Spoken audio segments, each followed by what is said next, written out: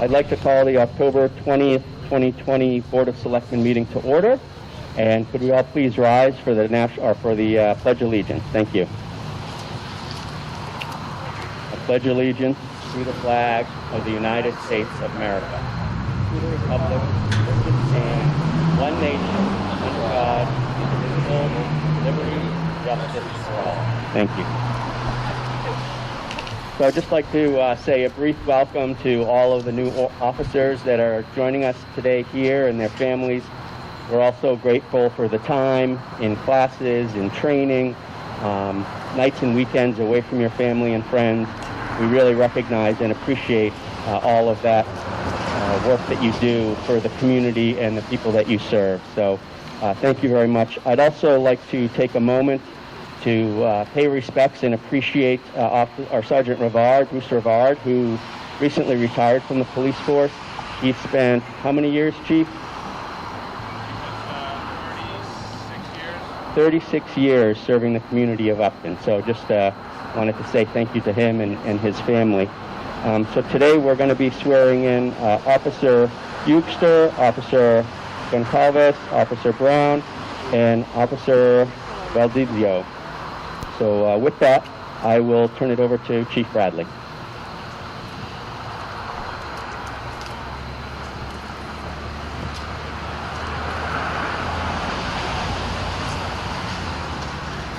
Hi, good evening. First, thank you to the Board of Selectmen, Town Manager, the Town Clerk for making this evening possible. Obviously, with COVID, we had to delay some of these badge pinnings, and we're excited to be here tonight. So 2020 has been a difficult year on many fronts for all of us. It's also been a year of change for the police department. Over the past year, our command staff, with a combined 100 years plus of service, has retired. We've added 6 new patrol officers since January, and tonight we also recognize the promotion of 2 officers to the rank of sergeant. So with that, could I have Sergeant Benjamin and Sergeant Mansfield come up front, please? The families can follow in behind them as well.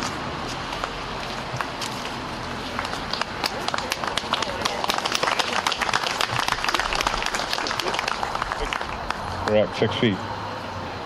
So first, Sergeant Benjamin, he's a 25-year plus veteran of the police department, serving as detective, training officer, field training officer, supervisor.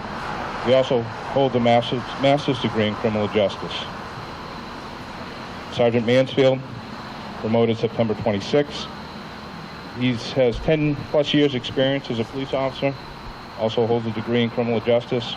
He's a certified EMT, CPR first responder instructor, as well as a certified field training officer.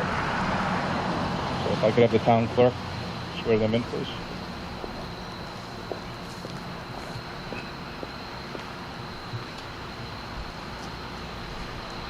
Anybody wants to take pictures, I kind of recommend that you come on this side to do it. So, Sergeant Benjamin, could you raise your right hand and repeat after me? I, Michael Benjamin, do solemnly swear that I will faithfully and impartially discharge the duties incumbent upon me as a sergeant for the town of Upton, according to the best of my ability and understanding, agreeably to the rules and regulations of the police department, the Constitution, and the laws of the United States and the Commonwealth of Massachusetts, and under rules, regulations, and bylaws of the town of Upton, made under the authority thereof, so help me God. Congratulations.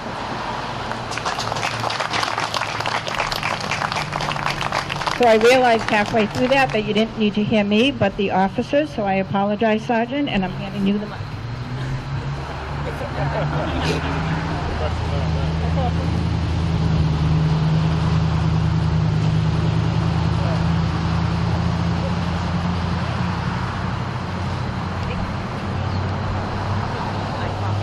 I, Paul Mansfield, Do solemnly swear do solemnly swear that I will faithfully that I will faithfully and and impartially impartially discharge the duties discharge the duties incumbent upon me as a sergeant for the town of Upton, for the town of Upton, according to the best according to the best of my ability of my ability and understanding, agreeably to the rules agreeably to the rules and regulations and regulations of the police of department, the police department, the Constitution, the Constitution, the laws of the United States, the laws of the United States, the Commonwealth of Massachusetts, the Commonwealth of Massachusetts, and under rules, regulations, and bylaws and under rules, regulations, and bylaws of the town of Upton, of the town of Upton, made under the authority thereof, made under the authority thereof, so help me God. so help me God. Congratulations.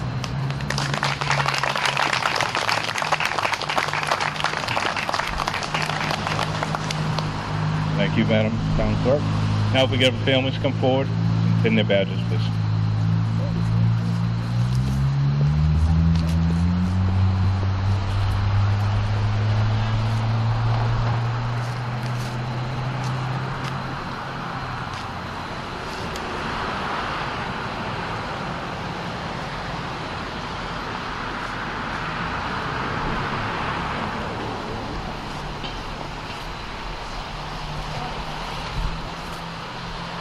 Congratulations, gentlemen. Well deserved.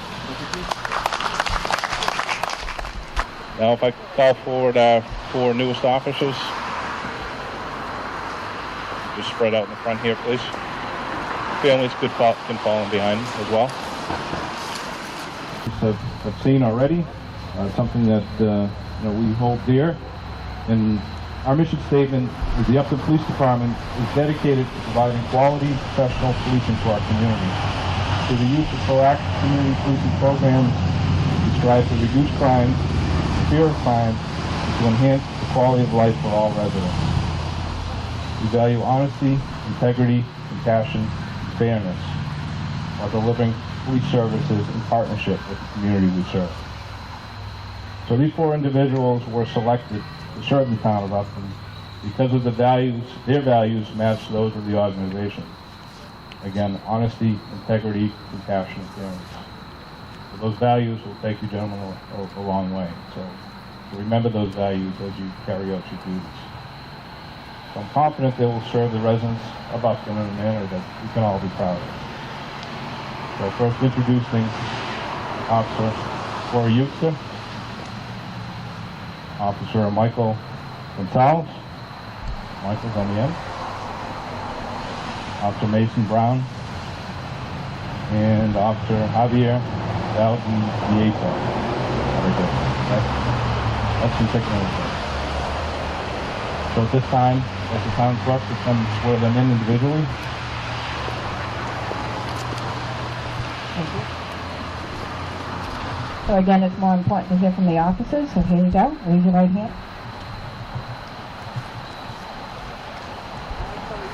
I, Corey Euchster, do solemnly swear that I will faithfully and impartially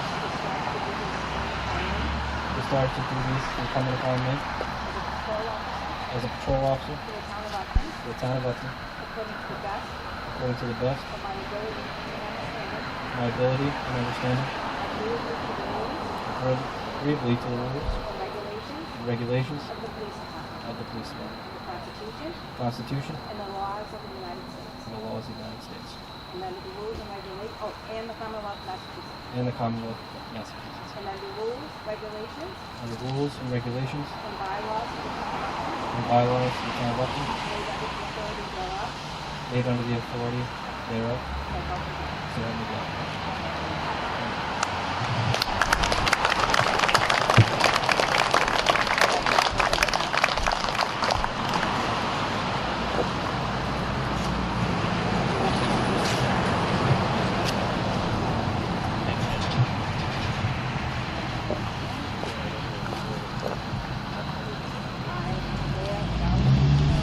I, Javier Valdivieso, do solemnly swear that I will faithfully and impartially discharge the duties incumbent upon me as a patrol officer in the town of Upton, according to the best of my ability and understanding,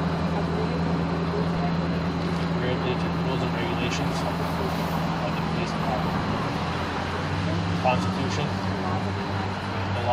States and the Commonwealth of Massachusetts, and the rules, regulations, and bylaws of the town of Upton,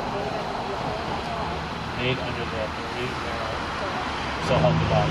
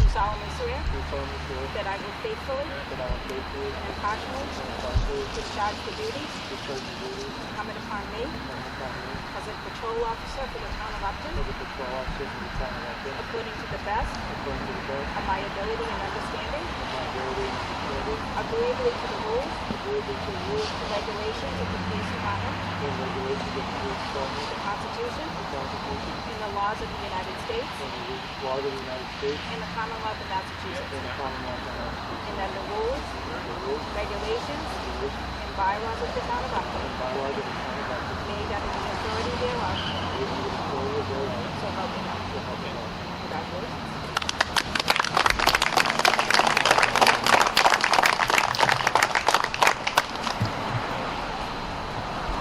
Thank you. Now I invite the families to pin their badges.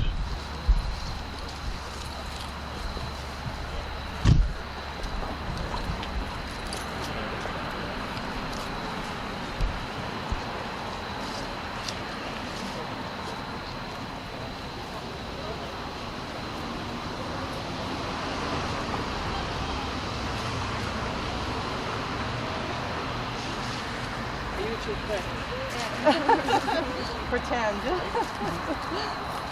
Gotcha. Thank you.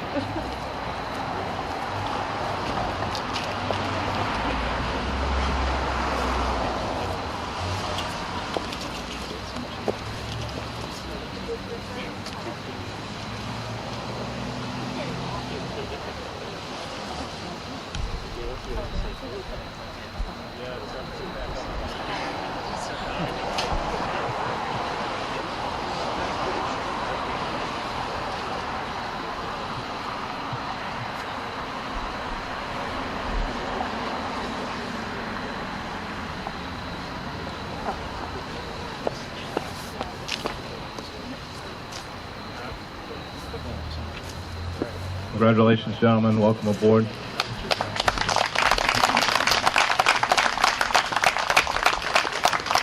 Before I turn this back over, I just want to thank our field training officers. A lot of work goes into getting these new officers ready for patrol. Sergeant Benjamin, Sergeant Mansfield, Officer Rankins, Officer Foxon, thank you for your efforts. It's a 10-week program they go through, learning the policy and procedures, learning the town, and making sure that they're up to our standards. So thank you, gentlemen.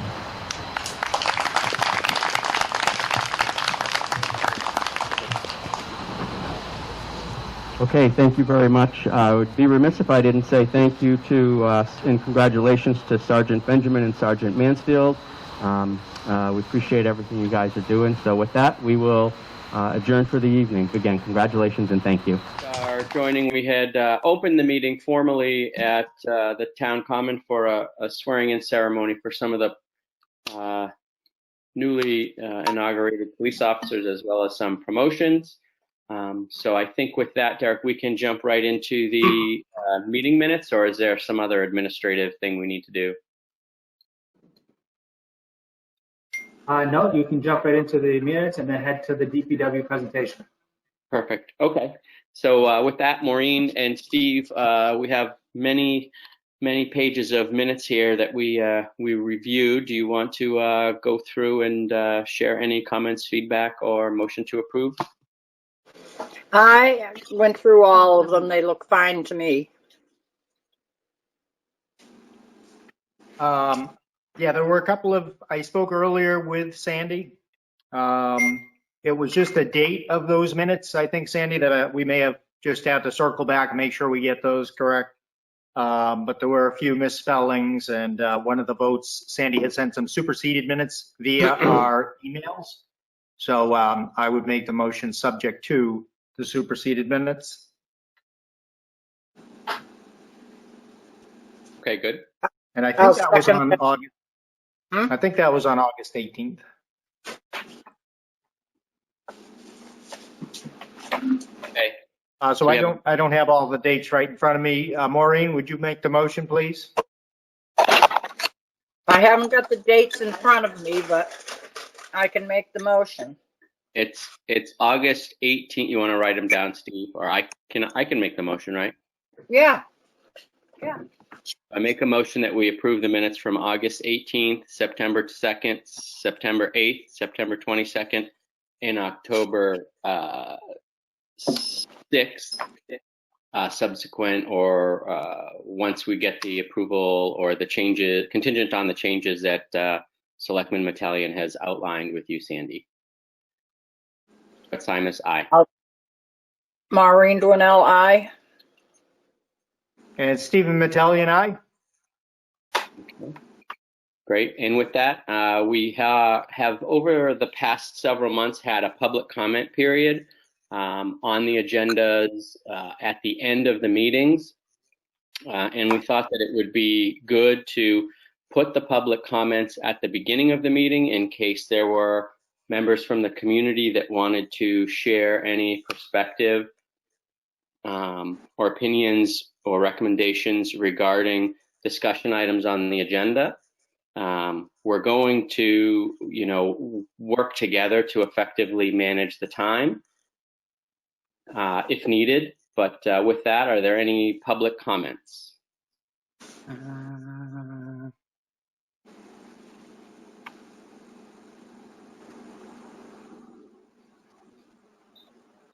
I can get my Okay. So with that, we'll Chairman, move on. Selectman, Simus, excuse me, Lynn Yeah. Haggerty. Hello. Hi, can you see me? Can you hear Yes. me? Okay. Yes. I just, as part of the Cultural Council, I just want to welcome the applicant for the Cultural Council.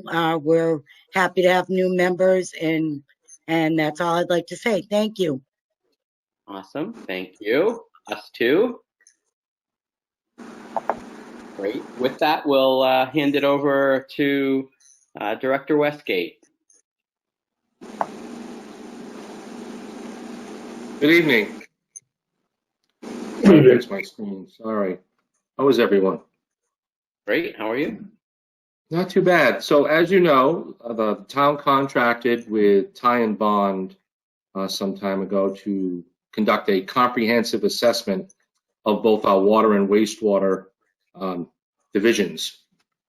The assessment was very thorough and included water and wastewater pump stations, all of the infrastructure, the treatment plant, our current permits and capabilities, and also future growth.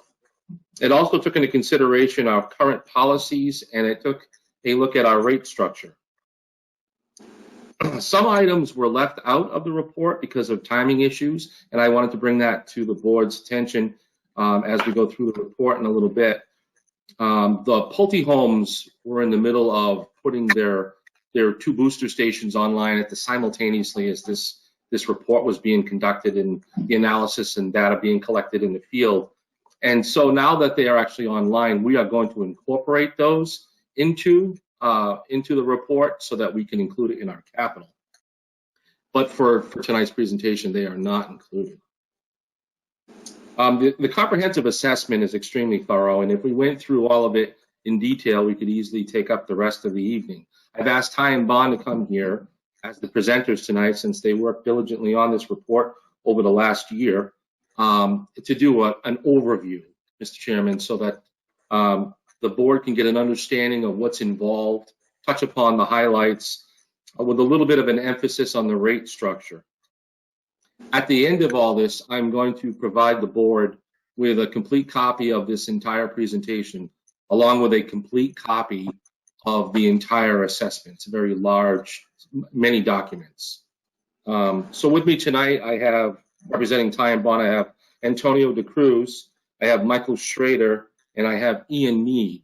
We're going to take turns going through the slides quickly, gentlemen, so that we can get through this tonight. Mr. Chairman, Michael Schrader will need to be a presenter. I don't, unless he already is. Maybe he has. I don't know. Michael, you turn your microphone on. Dennis, he should be. Okay. Thank you. I am working on the share right now. So having said that, Mr. Chairman, I will turn it over to Ty and Bond and allow them to do their presentation. And then, as always, we can have a nice discussion at the end. Thank you, Dennis. Wonderful, and thank you all for coming and all the work. So we appreciate it, and look forward to hearing this and also going over some of the details when we get the full report. So thank you. Thank you very much, folks. We're pleased to be with you tonight in the new normal here, coronavirus. Everything is remote. We wish we could be with you in person. It's a pleasure to work with Dennis and Scott and the rest of the staff at DPW. So we appreciate your time this evening. As Dennis mentioned, my name's Ian Mead. I'm the project manager with Ty and Bond. And Mike Schrader will also jump in here after a few minutes. What I'd like to do is give you all a general overview of how we conducted the program and the types of things that we looked at and the methodologies that we used. And then we want to spend most of the time really on, how we ground that all up and really plugged it into the rate model and what the potential rate structure may look like. So, in terms of an overview this evening, what we did under this program was look, as Dennis mentioned, at critical systems and infrastructure, both the water and wastewater system, included site visits, data collection, looking at the existing equipment, but also looking at, on both the water and the wastewater side, the available capacity to accommodate future growth in the town. We developed a prioritized list of improvements for each of the systems, and use that to inform the rate model, which you'll see more of shortly. Couple quick stats for you. In terms of the water system, we looked at the 3 supply wells and pump stations, both of the water tanks. As many of you, I'm sure, are familiar, you have about 40 miles of pipe in the ground, upwards of 1,500 service connections. And what we're showing here is just your breakdown of pipe. You have a lot of ductile iron pipe in the ground. The town's been working diligently and focused on trying to get some of that asbestos cement or AC pipe out of the ground. So you see within the last year or two with some work on Hartford Ave North, getting at least a mile of that pipe out of the ground. In terms of water usage trends, we've seen a very slight uptick over the last 10 years. On average, about 1% in use in water. And you'll see more about those projections as we get into the rate model. But as I discussed in terms of trends and your capacity within or capacity to accommodate future growth, what we see is that you have ample and adequate supply. The next slide shows how your usage trend compares with the orange line, which is your permitted withdrawal rate. So again, a quick overview, but the good news is you have available capacity under your permitted usage for each of the stations to accommodate additional demand, additional growth. So the way we approached the capital improvement plan development was, again, consolidating existing information, working with Dennis and Scott and the crew at DPW to pick their brains about the systems, how they've been operating, what types of struggles or what's working, what they wish would work differently. We visited, again, All three of the well fields, which are shown in this graphic in yellow, as you may know, they're sort of on the western end of the town. You have the 2 storage tanks shown in blue, and you have that North Street booster station up there on the top.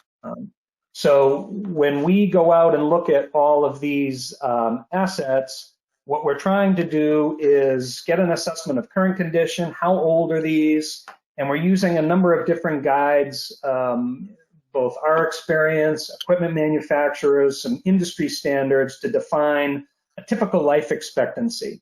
So that typical life expectancy is what gets carried through this process and what helps us inform the development of the capital improvement plan. And you'll see that graphically when we get into the rate model. But what I wanted to point out is ultimately what we're preparing through the rate is a solid planning document for you folks to make informed decisions about when you invest and how you invest. So we're going to show you through this presentation tonight what one structure for the rates might look like based on those guidelines for useful life. It may be necessary to slide some projects around as we work with you to determine what the best rate structure and increases and timing of those increases will be to help you meet your needs, help Dennis and his crew deliver the level of service that the town expects. So in the development of the capital improvement assessment, we look again at the visual inspection, any known deficiencies, and we're trying to develop a risk criteria, looking at what is the likelihood that something might fail or a probability of failure, and what happens if that fails. Can we continue to operate, or is that a showstopper and really should be moved up in the priority list? So we apply that sort of criteria and ranking as we look at the various projects through this assessment.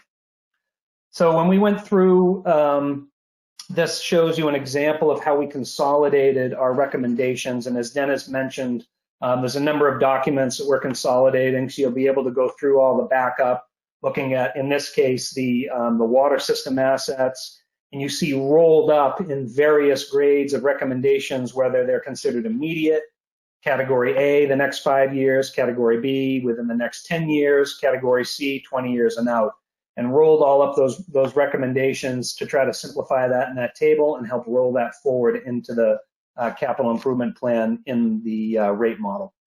And a similar approach was taken on the sewer system. You know, you have a great little treatment facility, little compared to what we see in other communities around the state, but really it's a complicated facility. You have what would be called tertiary treatment based on the process. You have 2 primary wastewater pump stations. We've discussed, as Dennis mentioned, some of the other things that are being developed or put together by private developers in terms of the city's, or excuse me, the town's current inventory, about 10 miles of pipe, 600 service connections. And when we talk about capacity on the wastewater side, we look at how the town is complying with their discharge permit. It's called the NIPDES permit, which is the National Pollutant Discharge Elimination System. And this is what the state and the federal government, both the Department of Environmental Protection and the Environmental Protection Agency, look at with regards to compliance on the plant. So there are a number of constituents here that are regulated: biological oxygen demand, total suspended solids, E. coli bacteria, some metals such as aluminum and copper, and certain nutrients of concern such as phosphorus and ammonia. And you see the center column displays the average results at the plant, and all of those, you'll note, are below the permit limits, which are shown in the rightmost column. With some seasonal exceptions, on a day-to-day basis, the plant has been running very well in compliance with the existing discharge permit. And the next couple slides actually just reinforce that. We see on this one, you have what that biological oxygen demand, again, it's a measure of how strong the waste is, for lack of a better term. This is different than the flow or the quantity, but it's a measure of what type of waste you're taking, and you're well below the design load. This slide is a little busy, but what we're showing here is the impacts of II on your system, as Dennis and Scott and the crew have been working on inflow and infiltration identification with the goal of long-term reduction. So you can see the red horizontal line is the design flow of the wastewater treatment plant. And what we see plotted here is really a pretty obvious comparison of increases in the plant flows correlating to heavy rainfall. So again, your system is certainly not as bad as what we see in some other systems. We talk about a peaking factor, or what is the relationship of your average daily flow to your maximum flow under wet weather conditions. It's not as bad as some other communities, which is a good thing, but you certainly have some opportunities to tighten up the system in some of the older areas to help bring those peaks down and reduce the flows to the plant. For folks who aren't familiar, this is an overview of the plant. The flow comes in from the right side of the screen towards Maple. So box 1 is the controls building. Number 2 is the primary and secondary treatment areas. Number 3 is the tertiary treatment or effluent sand filters. Number 4 is the effluent just before it goes out to the brook where it receives its final treatment and dechlorination. Area 5 is your sludge handling area, and number 6 is the operations building. And again, as part of this assessment, we looked at each of those individual areas and consolidated our recommendations. And so that rolled up, again, similar to the graphic that we see before, by area of the plant. We have consolidated all the individual recommendations, which are broken out in more detail within the report documents. And that is what we have used, and I'm going to hand off to Mike to jump into the specifics of the development of the rate model so you can see what one particular rate structure would look like. Thank you. All right, thank you. So I'm going to assume everybody can hear me and see me. So we'll just talk a little bit about rate setting, overview rate setting as the practice of evaluating and setting water and sewer rates. The three main principles are, one, you want to recover your full cost of service. And what that means is that you're meeting all your requirements, as Ian indicated, the permit, and you have permits on both the water and sewer side. You're fully staffed. That's an important one, that you don't have vacant positions that are carrying. And again, probably the most important in the subject of this evaluation is that you have a proactive repair and maintenance program. All of the infrastructure that you have has basically a clock associated with it that starts to run out as soon as you install things.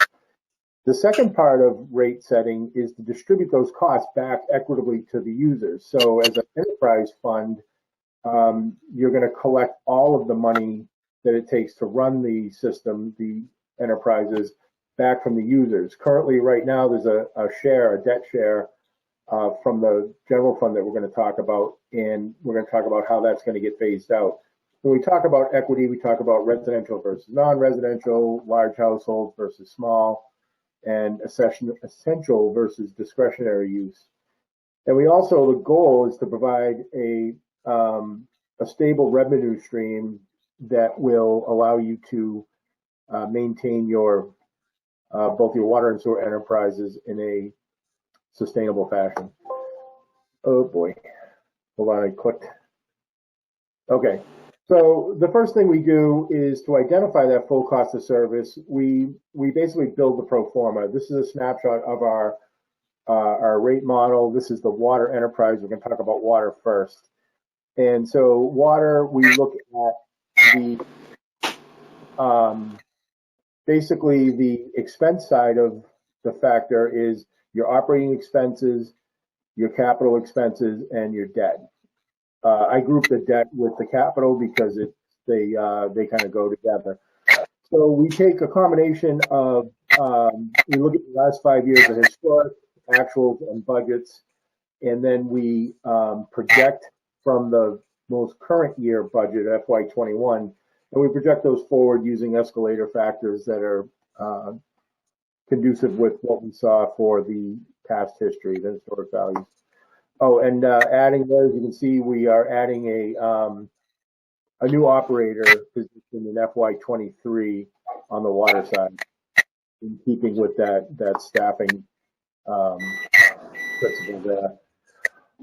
In terms of capital improvement plan, this is what it looks like when it gets into the rate model. So it's a little more granular. It looks at, there's different ways you can fund.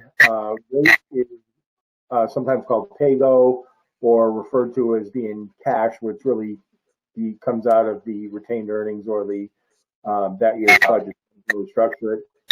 Debt is obviously debt, and we've assumed a 4.5% interest rate as a for modeling purposes here. So when we look at, once we identify the expenses, we look at projecting revenue, and revenue, as it says here, the water rates consist of a quarterly base plus tiered usage rates, and also this quarterly surcharge, which was determined by taking the total debt service and dividing it by the total usage on a quarterly basis and reassessing that as really like the part of the rate structure. So, sorry to interrupt you, Mike. Bob and Kathy Nero, could you please mute your phone? We're getting feedback, and so we're not able to hear easily. It's a little distracting, so I'm not sure if you can hear us. Thank you. Go ahead, Michael. Thank you. Okay, so the surcharge value was based on 1/2 of the debt service. And again, that was assessed as a, how do we say, an ancillary part of the rate structure. On the bottom, I show what the water rate structure looks like now. You have the fixed fees at the top. Everybody pays the same, and by everybody, I mean the different types of users. There's a veteran discount, 20%, excuse me, and a senior discount of 50%. And then from there, you have tiered water use rates. Total, the usage components are about 50% of your revenue. And you can see that the general fund transfer equals the surcharge amount because they were splitting half and half. And together, that's about 30%. And then the final 10% is just miscellaneous non-rate revenue. Going forward, in FY22 on, there will be no more surcharge. We're going to eliminate that. And the general fund will continue its share, but it's only going to share in existing debt, which is pre-FY22, and phase that out over a 10-year period. We can see on the bottom, we have the existing, or the historic surcharges have been around $3 per 1,000 gallons. So, and that compares to, it's roughly about the same as the tier 1 charge. So in a sense, on a year that was assessed at $3.62 in 2018, that was essentially like doubling the tier 1 rate. The gallons, I wanted to show them just for completeness here. You can see on the right, goes from 0 to 3,000, 3,075, 7,520, and 20,000 gallons and up. This is going fast. This is a fast-paced presentation because you have a lot on your agenda tonight. You will have the opportunity to review this in more detail, and we can address questions in the future. So I don't want you to feel like you're being rushed through this. When we look at the revenue side of the pro forma, the rate revenue is based on a combination of the projected usage that we showed before, going up roughly 1% per year. Excuse me. And that number at the top, the percentages are applied across the board or across the entire rate structure of all those components that we showed. So the tier 1, tier 2, tier 3, et cetera. The reason that they look large is because we're getting rid of that surcharge. So instead of 2 tier 1, essentially, everything's just getting paid for by the rate. So this model here, or this alternative, is the existing rate structure, meaning the tier pricing is the same. So I'll show that in a minute, where tier 2 is the same. Actually, let me just show that. So we're getting rid of the surcharge starting with FY22, and that enterprise debt share, you can see that phases out in 10 years. The percentages are shown above it, so going down 5% a year as sort of a fade out. And when we look at this, this is what I'm talking about. So we, to evaluate a alternative to that, to see if it would work better for the customers, we looked at adding or expanding the fixed fee portion, where instead of having one general usage fee for everybody, we broke it down by meter size, which is a standard way of doing it, and it represents the readiness to serve component of a water system. So the bigger a customer is, the bigger the customer service is, the more they have the ability to impact the water system. On the item 2 there, you see the tier pricing, and down on the bottom, the tier price ratio. This is what I'm trying to explain. That the components of a tier structure are the volume of water that is in each tier, from the 0 to 3,000, 3,000, etc. And then there's also the pricing factor. So on the existing rates, tier 2 is 1.35 times tier 1, and then 1.78 and 2.53 accordingly.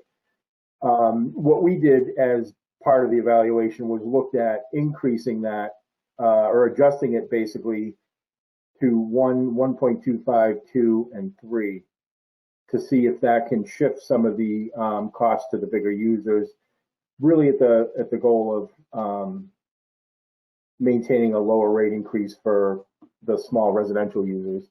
And again, you can see there the rate increases are slightly smaller, the 10%, 17, 18, and again, those are reflecting the loss of the surcharge. In this one, there's no rate increase shown in FY22 because we've adjusted that manually. So you can see at the top, it went from 1808 to 1950 and from 904 to 975. So when you change the structure, you have an opportunity to change individually rather than just applying the one rate increase across the board. From the rest of the years, though, it would maintain that same relationship and just apply the rate increases mathematically across. Sewer is very similar. We have the same thing. We develop the operating, the debt, and the capital. And the capital costs come from the capital improvement plan that we developed that shows not only the improvements that Ian talked about at the wastewater plant and the pump stations, but we added some placeholder values for infiltration and inflow evaluations and removal going on in the future. And then similarly, we looked at the existing rate structure for sewer and then modifying that rate structure. In the case of the base fees, though, we don't change those on sewer rates. We usually just leave those as one standard rate. And we did look at making a minor adjustment to the tier pricing as they were all set identical to each other. So it's the same, getting rid of the surcharge and fading out the enterprise debt share over the next 10 years. Here we see the rate increases start in FY22, 15%, 18%. And I think Ian mentioned that this is, right now, this is a projection, a 10-year projection, looking at what we see, what we know, and what we think. And the idea is that you're not going to make a decision on all 10 years. It just sets the tone. It sets an idea of what it could look like. You're going to approve 1 year's worth of rates, and then every year you see how the water use goes, how the revenue trends, how many developments came in, how many additional users are, and you adjust and modify as you go. And you can, see as projects come closer, you can see what the needs look like more in more detail. They evolve and prices change and that kind of thing. So this is intended to just be a long-term financial forecast that reflects the needs that we saw in our evaluation. Looking at a revised rate structure for sewer, again, we left the base fees alone, meaning we didn't break them down, we didn't change them by size. And we increased the tier pricing, though, from the flat 1.1111 to 1.2, 1.3, and 1.5. And that somewhat reflects the same thing with the water, that the larger users are having a bigger impact on the treatment works and the cost to run that and treat that waste. So now when we talk about numbers, the only number that really matters is your customer costs. And the way we look at that is we compute the cost for a residential customer, and we use a typical residential customer. And I can't tell, I have a green line at the bottom of my screen, so I don't know if that's cutting off half of that sentence. But what we use is a 4-person household using 50 gallons per day per person. And 50 gallons a day is considered to be a reasonable amount of baseline or indoor water use.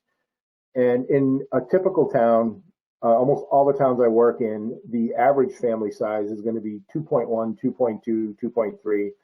So using 50 gallons a day and 4 people is, by the way, is what's recommended in the affordability criteria that we're going to talk about next.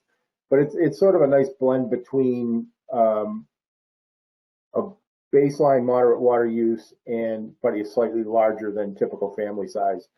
So when we look here, we see the quarterly bill on the top. I looked at water and we looked at sewer on the bottom, and we looked at the impact on a quarterly bill and then the impact on an annual cost.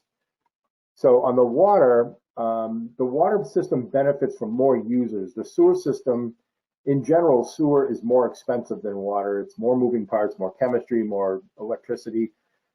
And working against Upton is the much smaller size of the system. It's roughly half the size of the water system in terms of customers.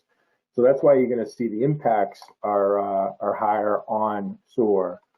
So we looked at the existing rate structure was the first line I went through, and then the revised rate structure. The first year, FY22, you can see the first cost goes down. That's because it eliminates the surcharge rate, but then it goes back up to where, FY25, for example, the water cost, total cost, dollars per year, is going up by about $150.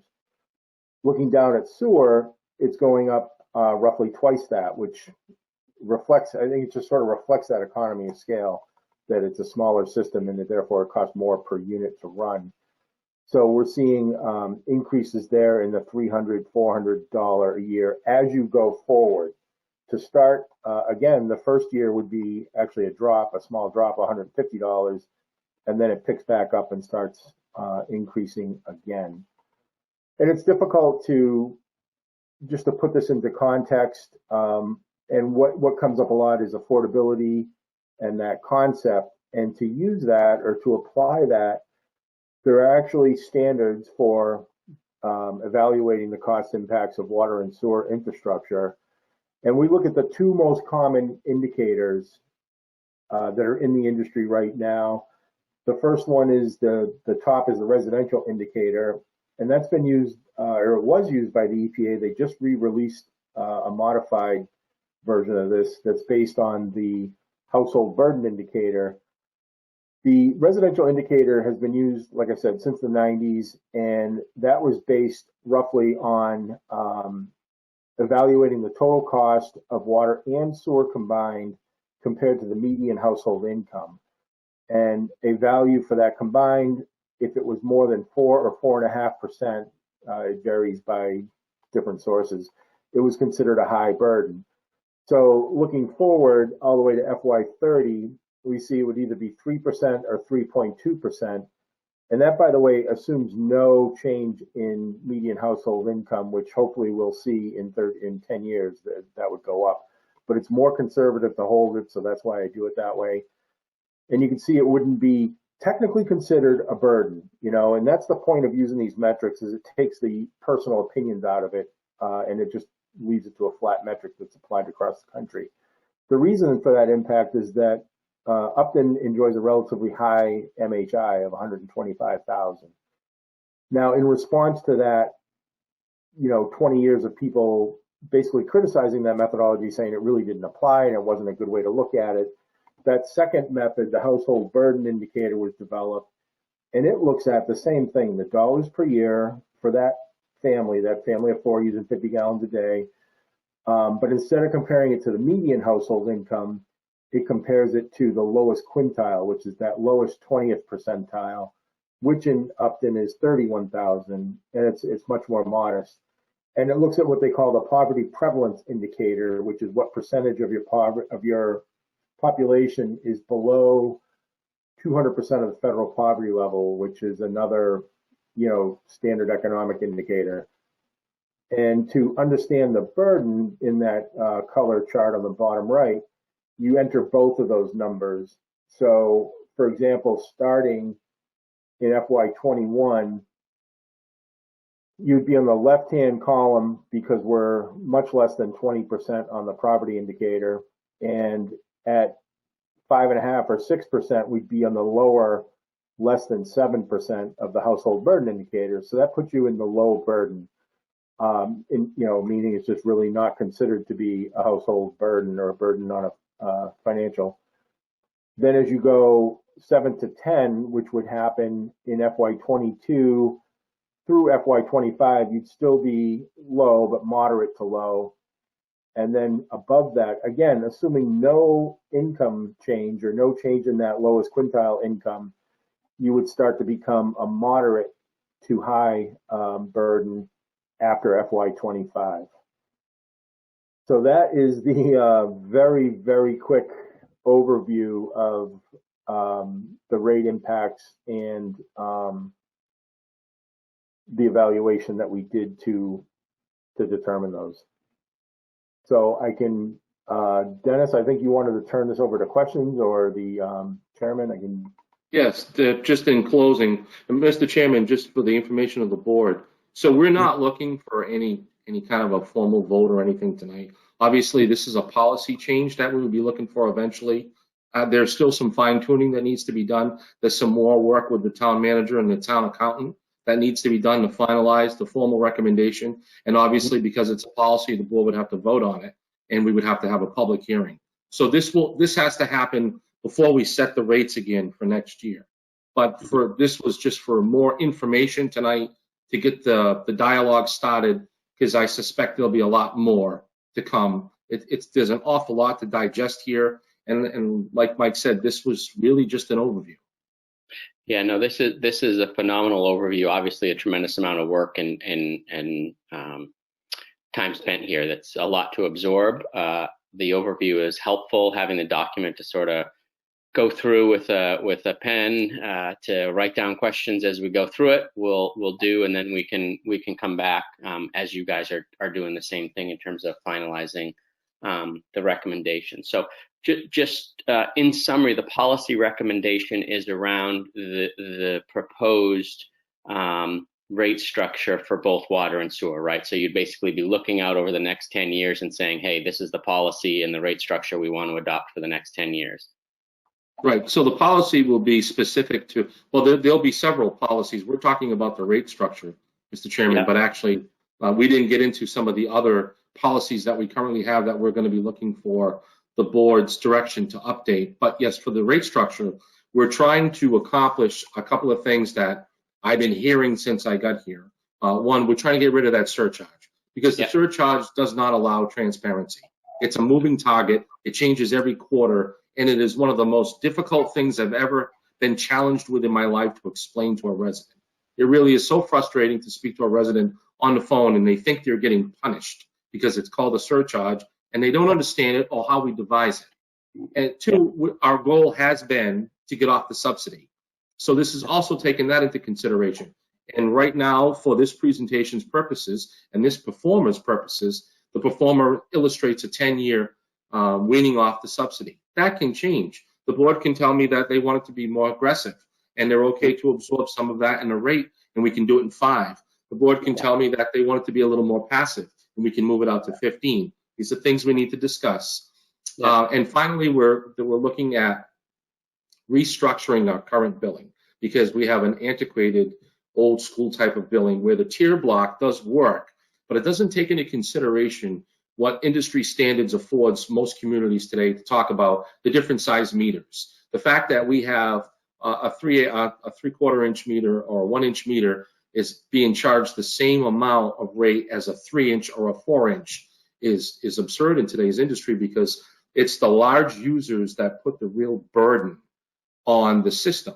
And right now, the residential homeowner who may only have 2 in the house, an elderly couple who don't use a lot of water, they're lifting the same amount of burden as the big user. So we're trying to get some equity there and taking a look at that structure. That's the goal of the policy.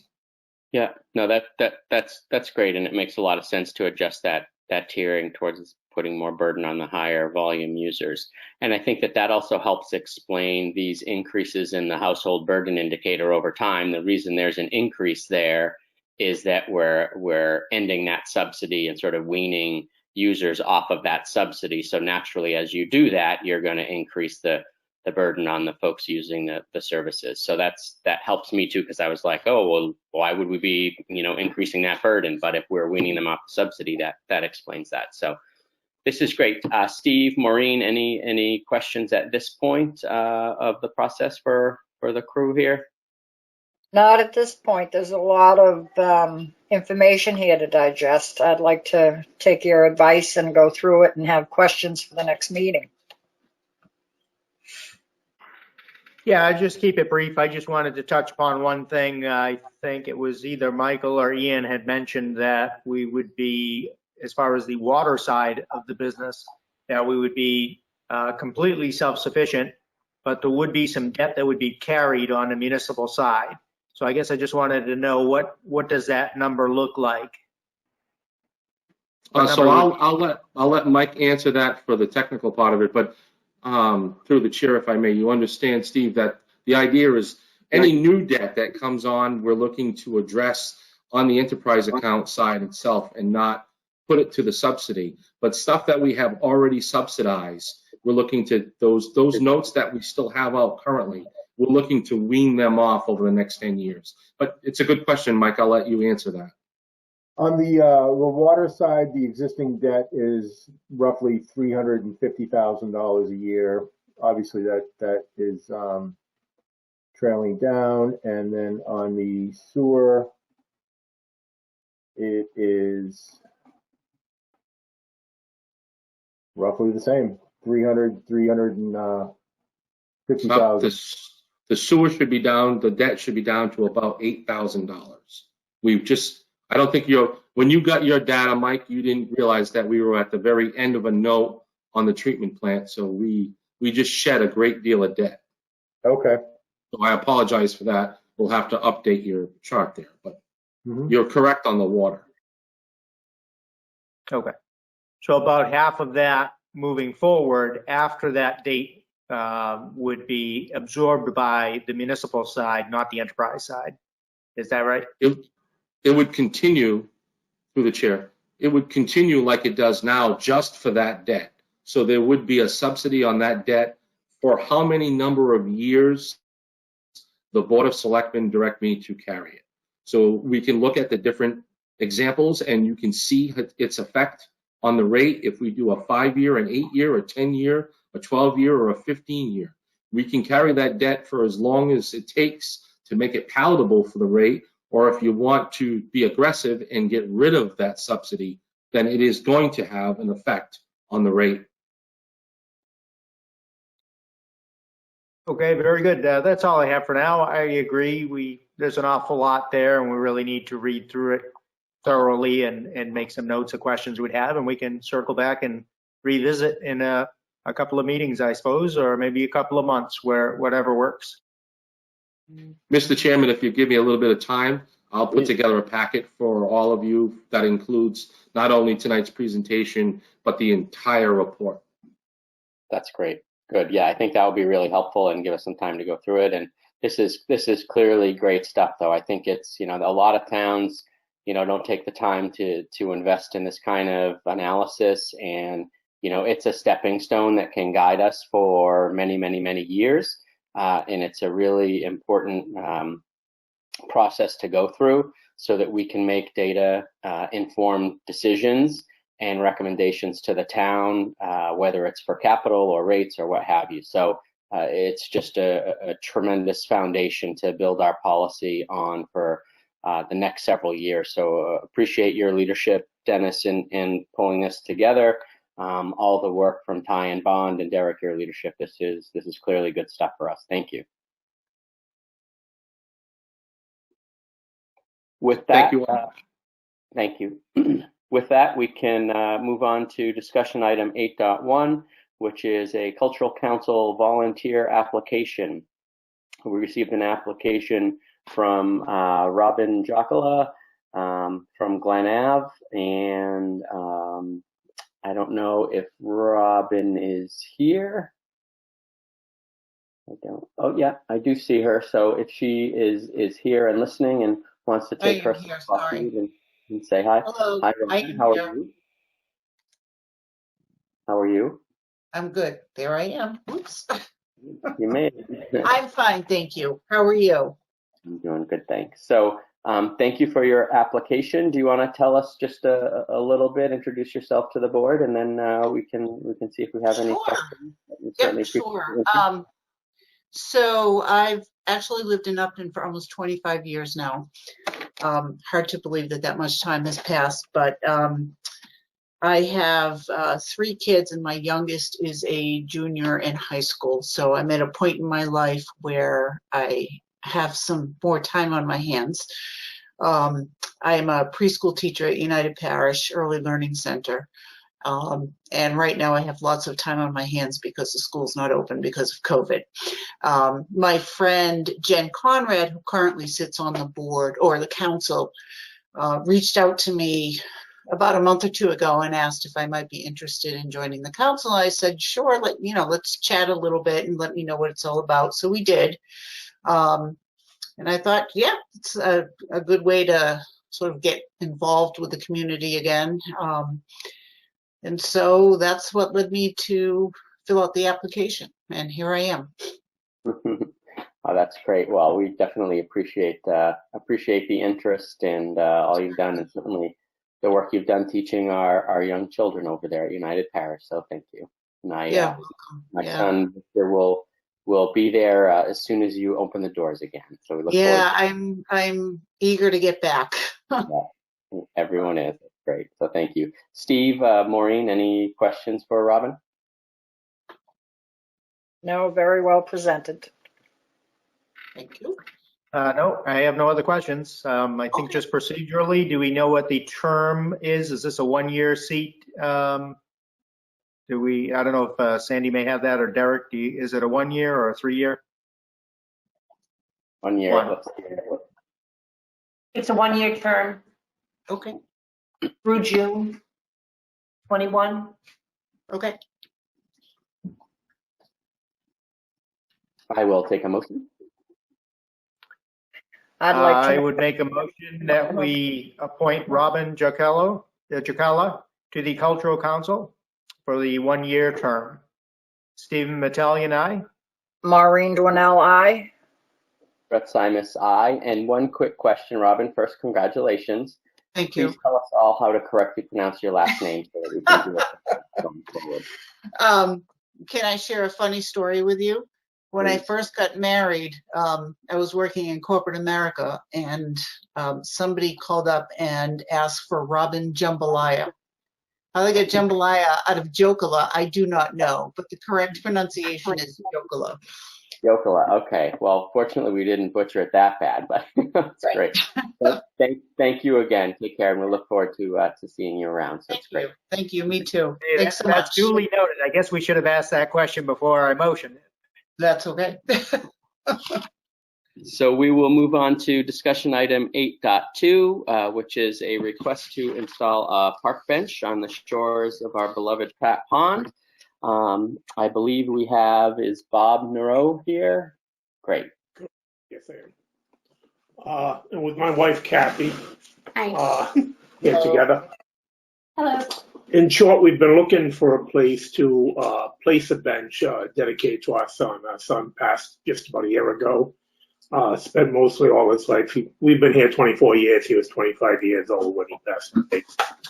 So on top of it, I was looking around different areas and all of a sudden it came to mind about that bench down there. When I think about it, that thing's probably splintered. I originally went down looking at the idea of possibly refurbishing, put composite boards on rather than the boards are there.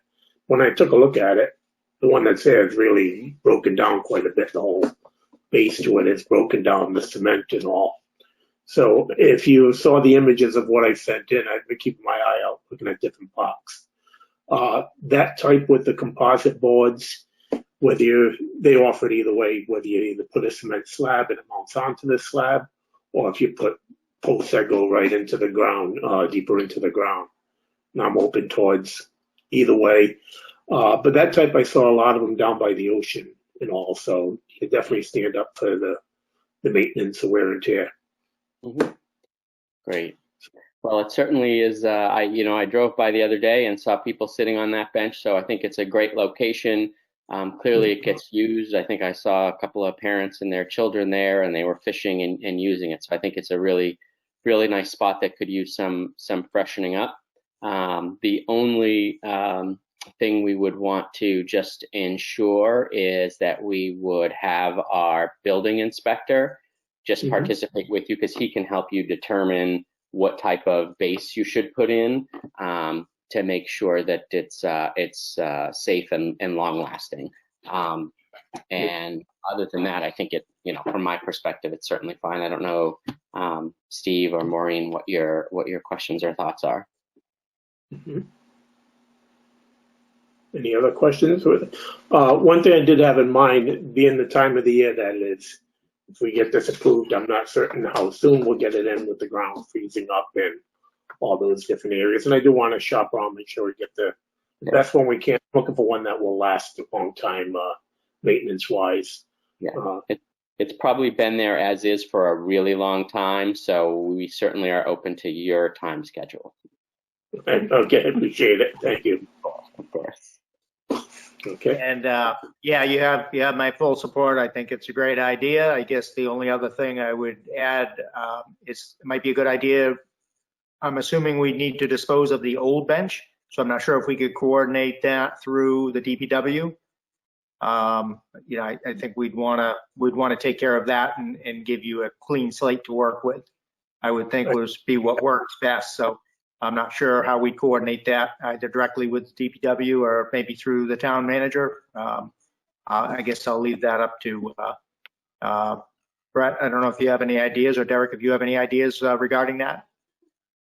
No, we're happy to work with Mr. and Mrs. Norell on this effort. Again, we appreciate their generosity. So, as the chairman pointed out, we'll work first with the building commissioner to make sure that the bench meets all the code standards as required by law.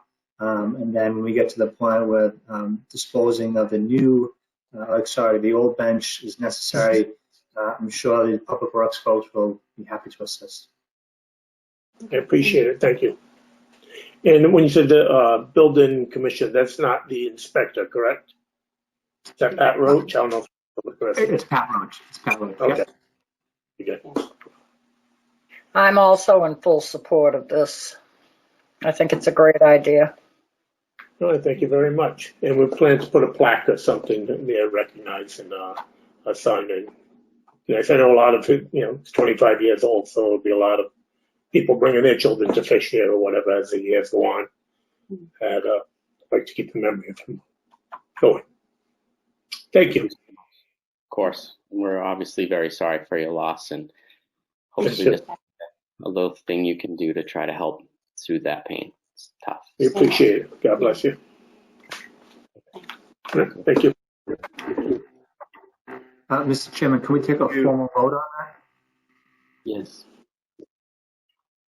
Maureen, would you like the motion, or would you like me to? No, I'll make the motion that we accept the donation of Mr. and Mrs. Norrow to put a park bench down by Pratt Pond in memory of their son. Maureen Donnell, aye. I second the motion. Stephen Metellian, aye. Brett Simus, aye. It's unanimous action. Thank you very much. Thank you. Thank you, folks. All right. Have a good evening.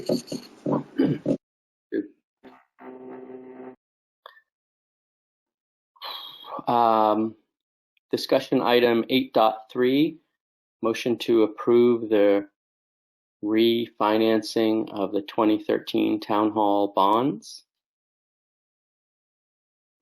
Derek, do you want to walk us through this? Is it refunding or refinancing?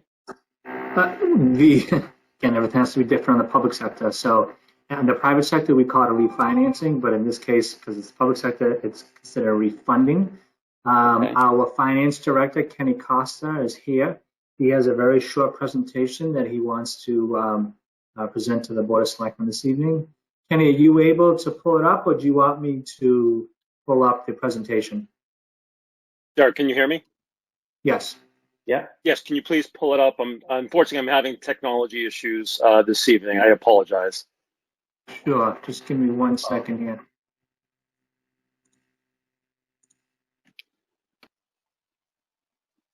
So as Derek mentioned, refunding, it's used in the public sector, but essentially we are refinancing. Think of this as your mortgage.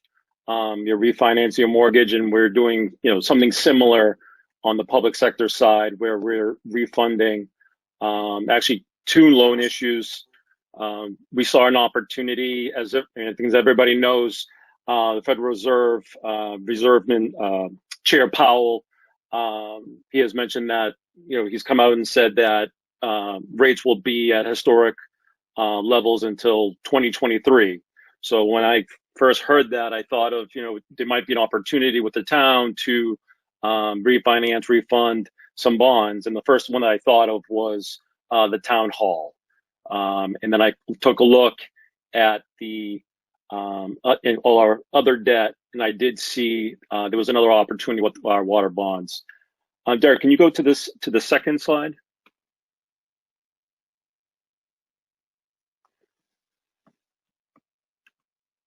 So the total savings, it's $548,930.10. As I mentioned, there was 2 loan issues. One was for water bonds.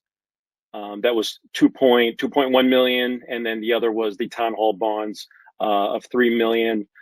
So we actually we received competitive bids last Thursday, and Bank New York Mellon Capital Markets won the bid at, as I mentioned, historic rates at 1.500 rate. So it's about an average of $40,000 per year in savings. So we were very happy with the results. Next slide. And just to kind of give you a timeline, these refundings, they do take some time. I had some initial discussions with our financial advisor from Unibank back in July, and she recommended if we were going to do the refunding that we needed to get this done before the election. She was expecting some volatility the week before, the week after, and I just really wanted to get this done before the election, so that way we would, hopefully we'd get the best results. I was concerned if perhaps after the election, the rates may not have been as favorable as they are now. So I just felt like we needed to get this now, get this done. So I just wanted to outline, the timeline. Then we had to put together a preliminary official statement, that was due on October 1st. Bond Council also, reviewed this as well. And then we had the Standard & Poor's rating call on October 7th. Town manager Derek Brindisi was there, acting town treasurer Deb Tata was there, and then also select board Maureen Dwinell was there, and myself. And we had the rating call with Standard & Poor's. And after that rating call, we had the report released on October 13th, and it was a AA plus, stable. It was very favorable. We'll get into the report later. I think there's some down the road. We'll have an opportunity for an upgrade. The conference call went very, very, very well. The next item was October 15th. The town received 2 bids, and then where we are tonight, with the approval and the award by the Board of Selectmen. And the sale date will be November 2nd, 2020. Next slide.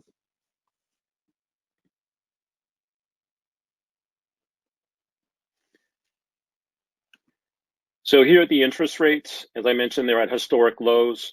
The town hall bonds, the original issue, they range between 3% and 4%.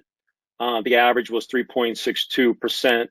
And right now we're looking at between 1 and 2% for the remaining 14 years on the bond. So we're looking at an average of 1.52. So essentially we've been able to cut it in half, which is a great thing for the town, so we can save money to our taxpayers. And the other loan issue was the 2012 water bonds. They range from 1.75 to 2.75 with an average of 2.51, and we were able to lock it in between 1 to 2% with an average interest of 1.46. So with the two combined issues, we're at 1.5. So as I mentioned, we wanted to lock this in, and so we can save money to our taxpayers. Next slide.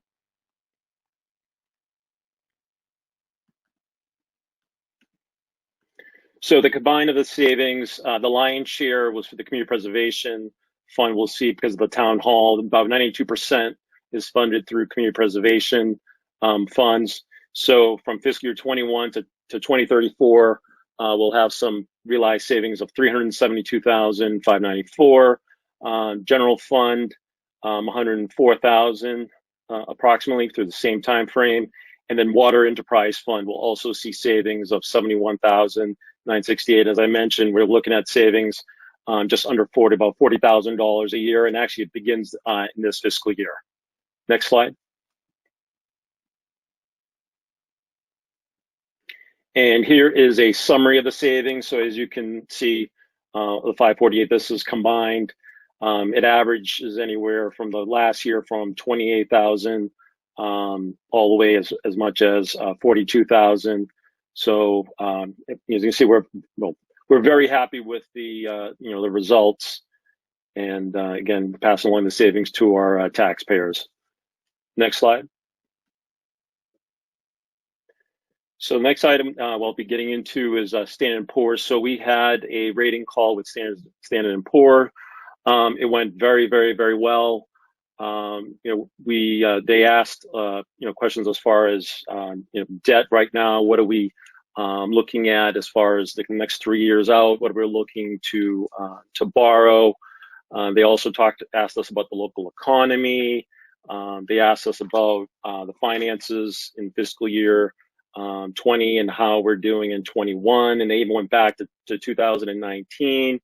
They wanted to know how we were doing. They wanted to know if we had any liquidity issues as well, and we were able to satisfy that concern. We did let them know that on July 1st we had two big payments that we made. One was for the Mendon-Upton Regional School District assessment payment of $1.2 million. And we also had the Worcester Regional retirement payment of just under $700,000 that went out on July 1st. And that really helped, as far as their concerns with any liquidity issues. And then we really got into a lot of, policies and procedures. They wanted to know as far as how do we budget revenue and expenditures, and also as far as the budget, if we are conservative on the revenues and expenditures side. So on the next slide, so this is to show you that we have a AA plus, rating. It was affirmed. And next slide.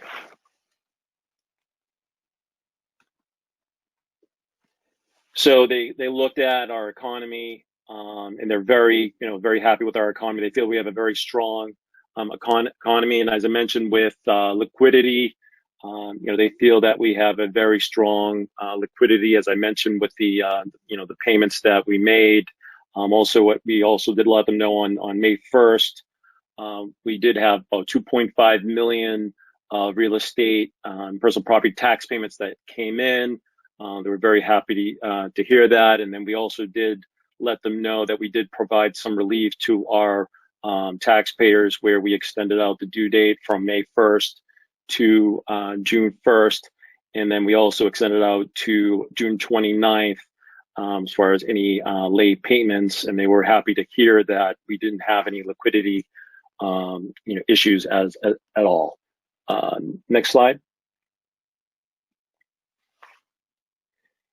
And they also viewed our strong management.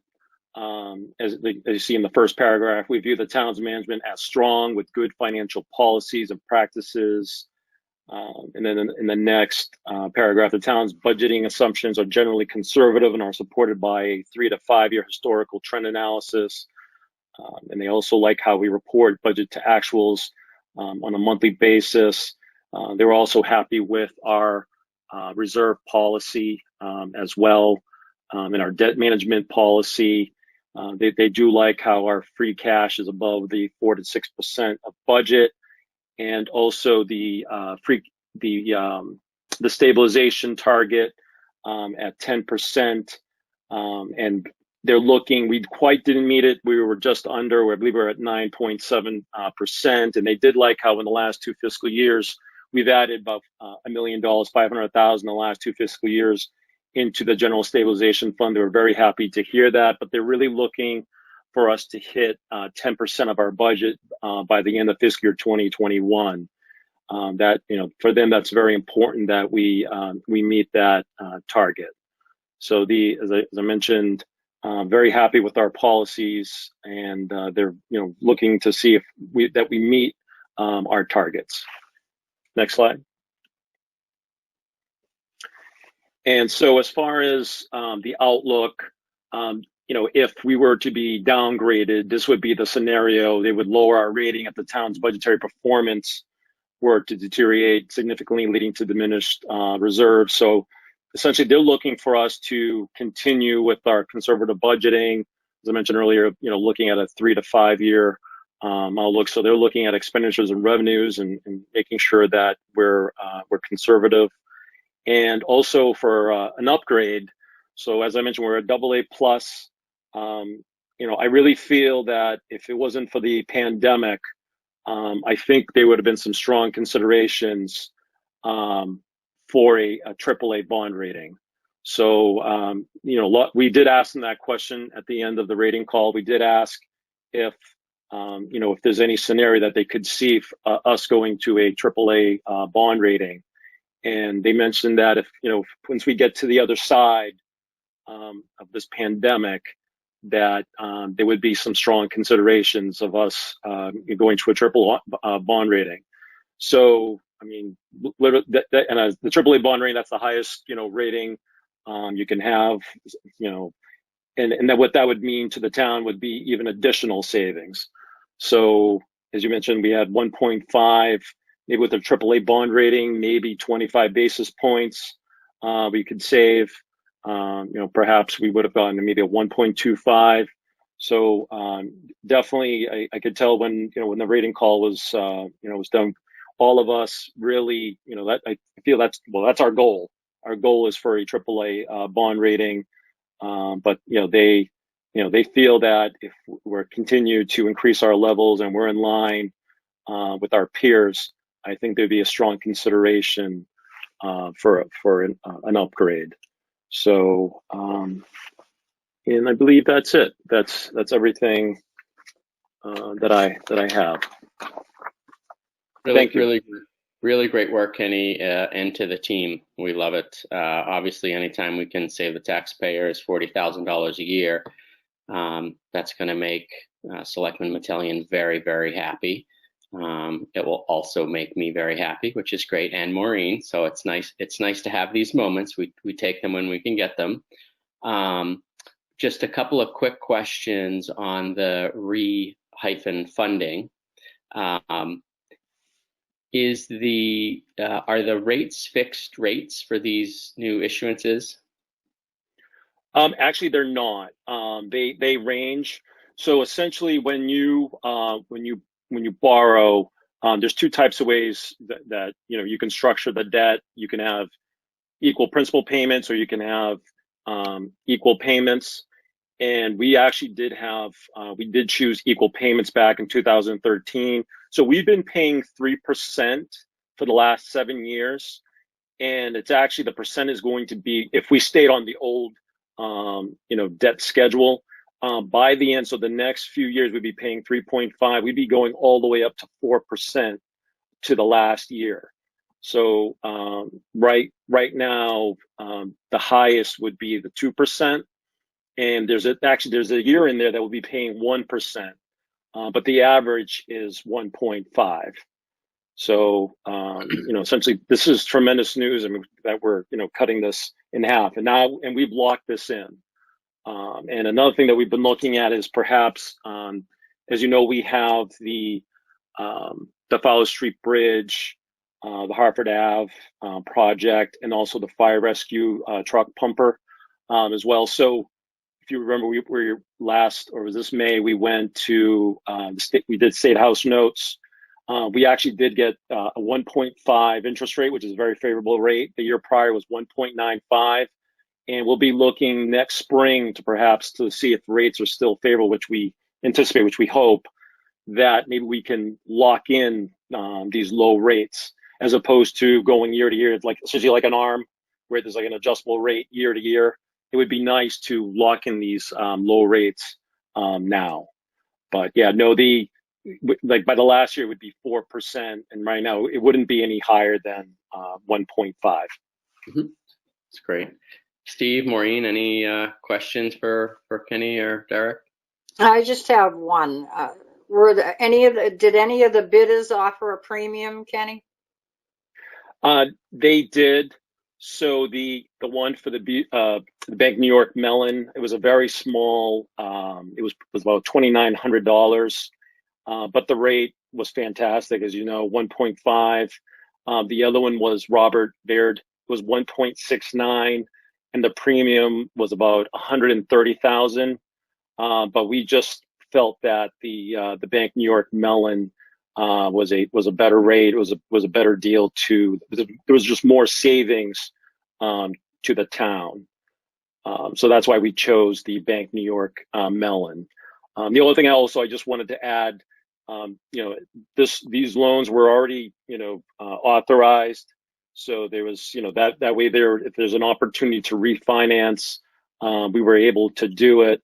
As far as any new loans, that would have to go to town meeting, and there would need to be a public hearing, and that there would be a 2/3 vote.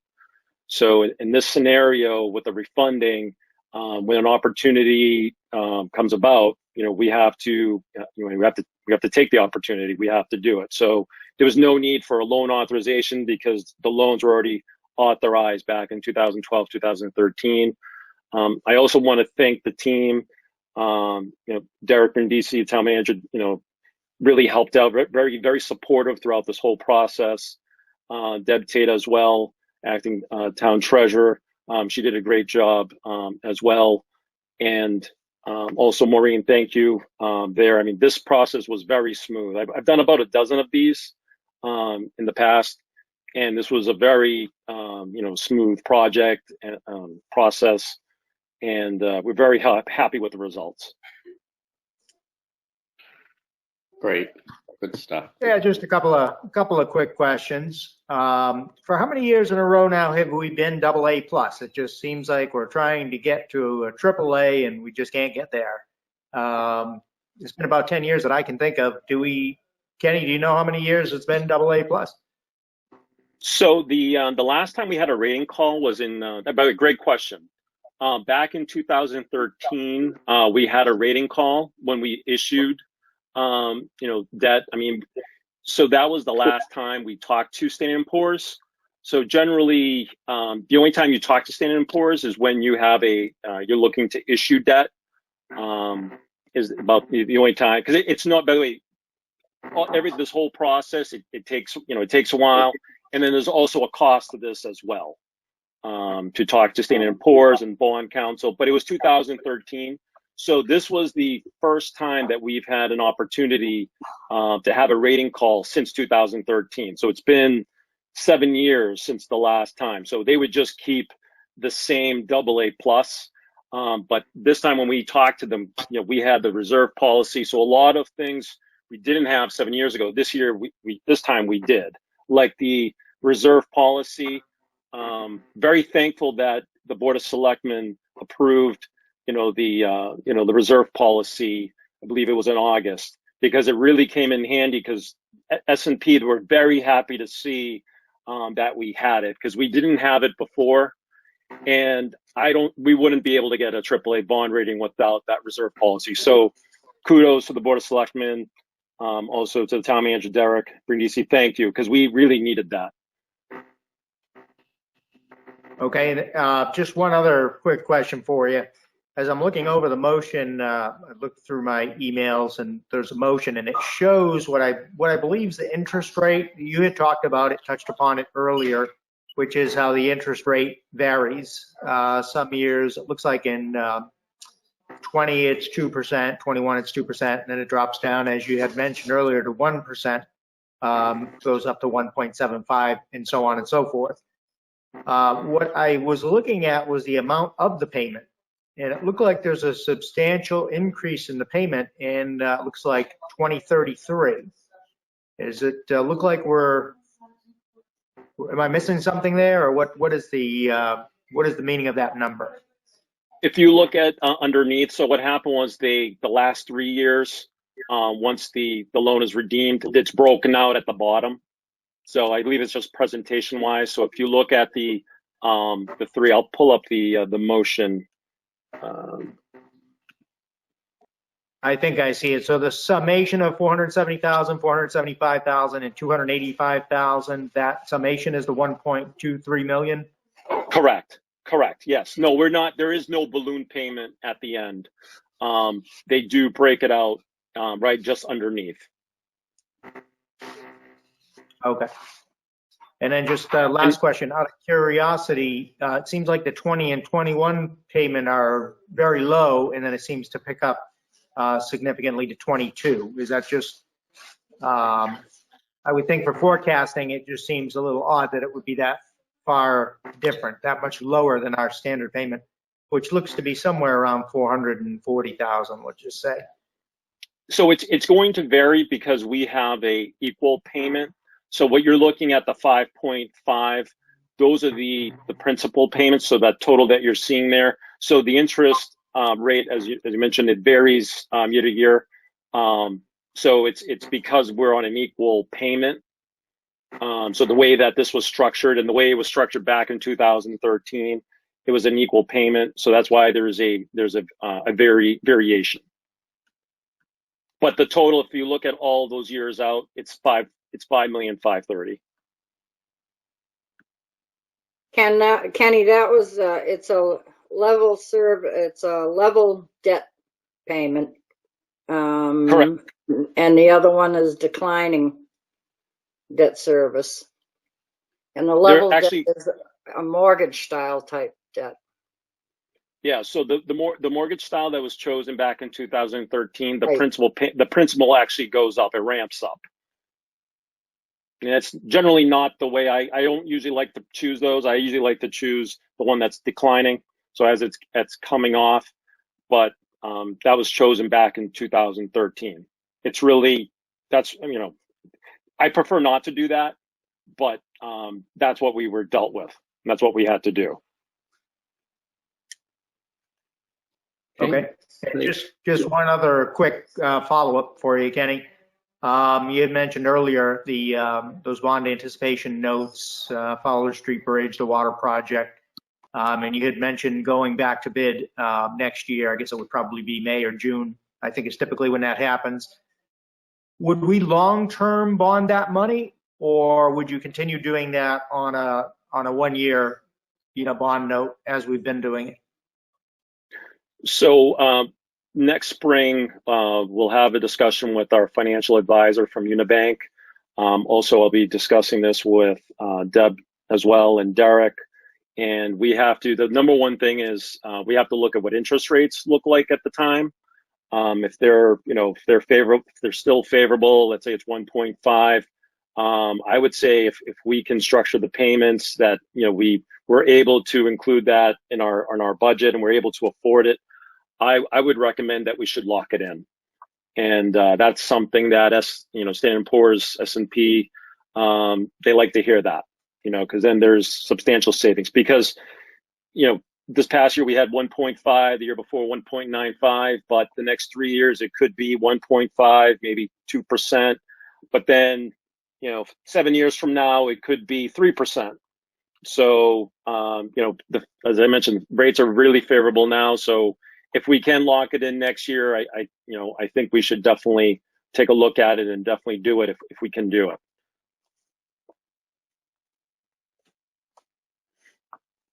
Okay. Thank you. Any other comments, Derek, or questions? Sure, if I may, Mr. Chairman, I just wanted to just take 2 minutes to thank the Finance Department, Kenny Costa as our Finance Director, and then Deb Tater as our Treasurer Collector. It was only on August 18th that the board approved the reorganization, and here we are 2 months later, and they've been able to show the fruits of that decision by saving the town over $500,000. And so when you reflect on the S&P report, there's 3 things that that I wrote down that Kenny had highlighted, and it's really a reflection on the decisions made by the Finance Committee back in 2019 with the reserve policy, and then again with the Board of Selectmen this past summer. But they said that the town of Upton had strong policies, they had a strong financial management system in place, and strong reserves. And so you can't have one without the other. You have to have all 3. And as Selectmen Dwinell sat in on the S&P interview, Kenny Costa had asked a question about whether or not the town be upgraded from a AA plus to a AAA. And what was said by S&P was that if it were not for COVID in the unpredictable future of the economy, that they would certainly have strongly considered upgrading the town to AAA. And in fact, they said that there were going to be no upgrades this year for any municipality based upon what's happening with the current conditions that the pandemic has created. So, again, I just wanted to highlight these points because a lot of hard work went into this in a very short period of time. And again, this money is going to get turned back to our ratepayers, our taxpayers, and then we can put these dollars towards better use down the road. So strong work by Kenny, strong work by Deb, and again, I appreciate Selectman Blow sitting there and be able to listen in and hear those conversations. So thank you. Great, thank you. Next item on the agenda is the hello? We need approval. Yeah. I think we have to make a motion according to that motion sheet, Brett? Yeah, the 2013 bonds. Yeah, go ahead. I'll take a motion.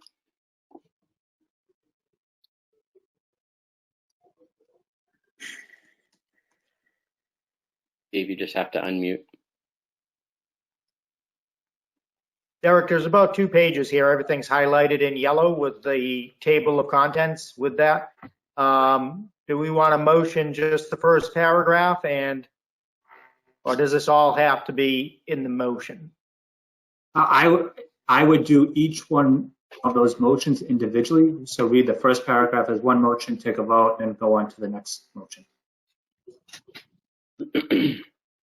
Okay. I guess I'll begin. I make a motion that in order to reduce interest costs, the treasurer is authorized to issue refunding bonds at one time, from time to time, pursuant to Chapter 44, Section 21A of the general laws, or pursuant to any other enabling authority, to refund a portion of the town's $3,397,000 general obligation water bonds dated October 1st, 2012, maturing on June 1st in the years 2023 and 2033 inclusive.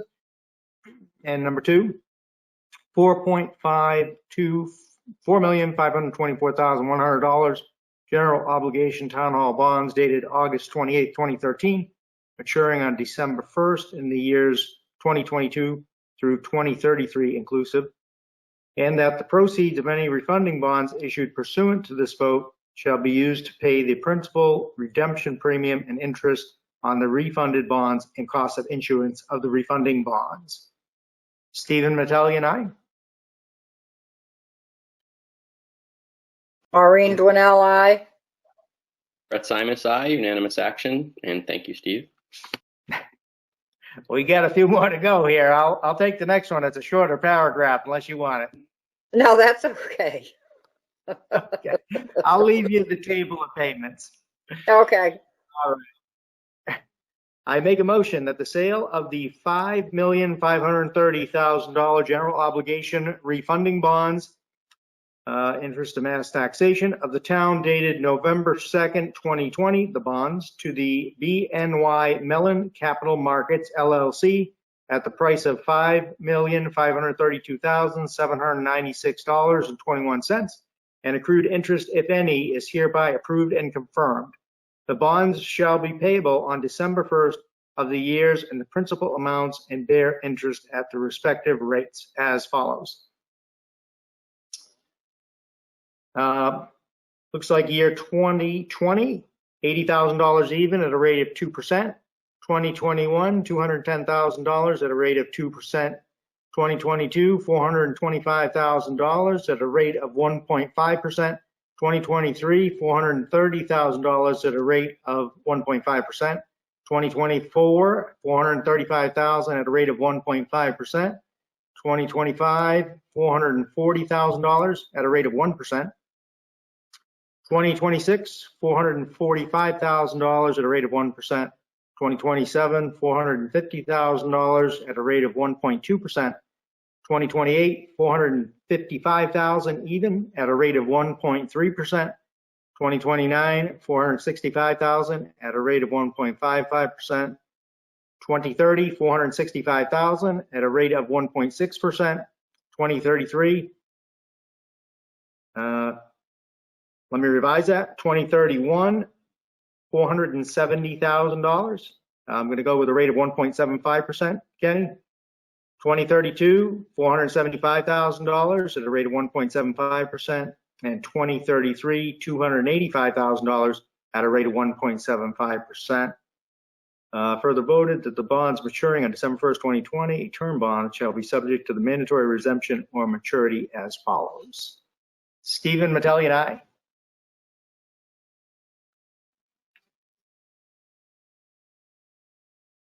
I'm not going to repeat that, Maureen. Oh, no. Maureen Dwinell, aye. I had my thing shut off. I was going to say, could you repeat that? But now you took the thunder away. So. Brett Simus, aye. Unanimous action. Get a glass of water.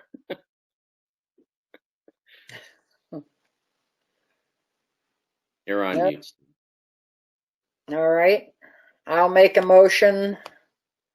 Let's see, that in connection with the marketing and sale of the bonds, the preparation and distribution of a notice of sale and preliminary official statement dated October 8th, 2020, and a final official statement dated October 15th, 2020. Each in such form as may be approved by the town treasurer, be and hereby are ratified, confirmed, approved, and adopted.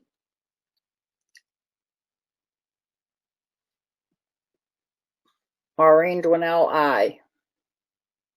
Second the motion, Stephen Metellian, aye. Brett Simus, aye. Unanimous action. Make a motion that the bond shall be subject to redemption at the option of the town upon such terms and conditions as set forth in the official statement. Maureen Dwinell, aye. Second, Stephen Metellian, aye. Brett Simus, aye. Unanimous action. I make a motion to authorize the execution and delivery of a refunding escrow agreement to be dated November 2nd, 2020 between the town and U.S. Bank National Association as the refunding escrow agent. Maureen Dwinell, aye. Second, Stephen Metellian, aye. Brett Simus, aye. That's unanimous action. I make a motion that the town treasurer and the board of selectmen be and hereby are authorized to execute and deliver a continuing disclosure undertaking in compliance with SEC Rule 15C2-12 in such form as may be approved by bond counsel to the town, which undertaking shall be incorporated by reference in the bonds for the benefit of the holders of the bonds from time to time. Maureen Dwinell, aye. Second, Stephen Metellian, aye. Brett Simus, aye. Unanimous. I'll make a motion that we authorize and direct the treasurer to establish continuing disclosure procedures in such form as the treasurer and bond counsel deem sufficient or if such procedures are currently in place, to review and update said procedures in order to comply with applicable security laws. Maureen Dwinell, aye. Second, Stephen Mattelli, aye. Brett Simus, aye. Unanimous action. I make a motion that any certificates or documents relating to the bonds, collectively the document, may be executed in several counterparts, each of which shall be regarded as an original and all of which shall constitute one and the same document. Delivery of an executed counterpart of a signature page to a document by electronic mail or PDF file or by other electronic transmission shall be as effective as delivery of a manually executed counterpart signature page to such document.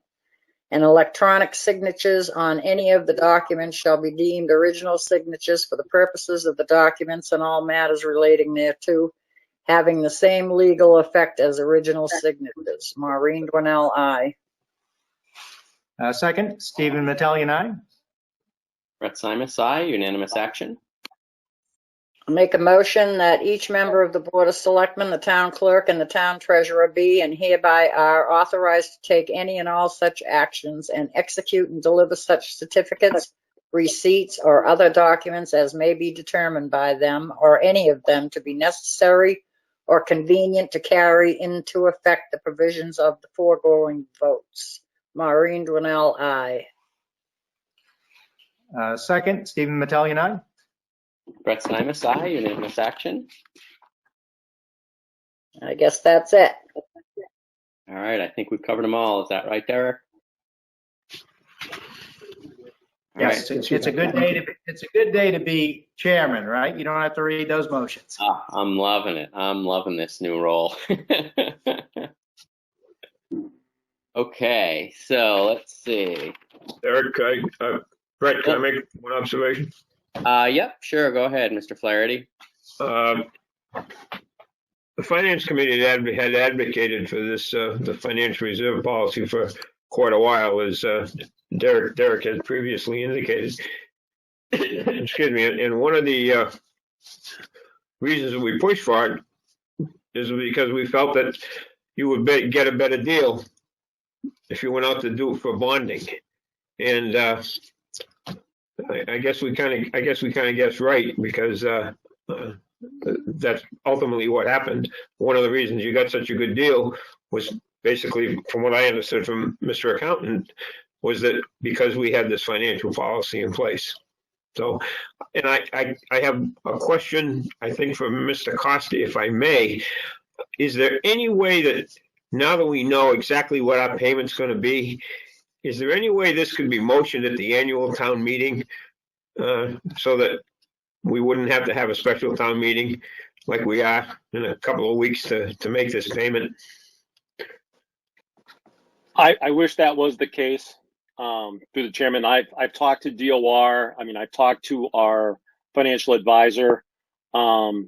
If it's not approved at town meeting, we're not supposed to make the payment until at that point. And we don't want to be default on that payment on these bonds, because once the due date passes, U.S. Bank, they will be calling the treasurer's office looking for payment, and it does need a town meeting action. But I think in the future, what we'll do is, rather than at special town meeting, we should just have it at the annual town meeting, and that, I believe, that would resolve the issue. Just historically, it's been voted at special town meeting, but this can be done at the annual town meeting with the reserves and also with the budget, as well, for the administrative expenses.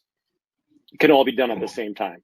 Well, that was my basic question. Can we do it at annual rather than have a special? And the answer is yes. Great. But the next, that would be for fiscal year 22. Yes. We still need to make the fiscal year 21 payment. Oh yeah, I'm just talking about going forward. That's all. Correct. But yes. I think it would always have to be on its own warrant article, because we're paying for it out of CPC money. So I think, that town hall portion of that debt is getting paid out of, again, CPA or CPC. So I think that's always going to have to stand on its own. It is. That's but correct. My question was, Mr. Chairman, was that can this transaction be done through an article at the annual town meeting, as opposed to have to do it at a special like we have in the past? Well, since this debt went into effect in 13 or 14, and from what I understand, the answer is yes. We can make this appropriation at the annual town meeting. Yes. Good. I highly recommend it. Yes. Great. So thank you. The other thing I would say, Chairman Flaherty, is it's great to recognize all the great work that the Finance Committee has done in helping to get some of these policies in place. Clearly, working together and in partnership with the Finance Committee and the Board of Selectmen is how the town can operate so effectively. So it obviously wouldn't work if not for all the leadership coming out of the Finance Committee. So thank you for that. Next item on the agenda is 8.4, a motion to execute the intermunicipal agreement with the town of Boylston. With that, Derek, I'll hand it over to you. Sure, great. So what's before you this evening is an intermunicipal agreement with the town of Boylston. This is for a shared economic development director, town planner position. Myself, the town administrator from Boylston, and the HR director in Boylston spent a number of days interviewing a number of candidates. We think that we have found a grade A candidate who has accepted this position.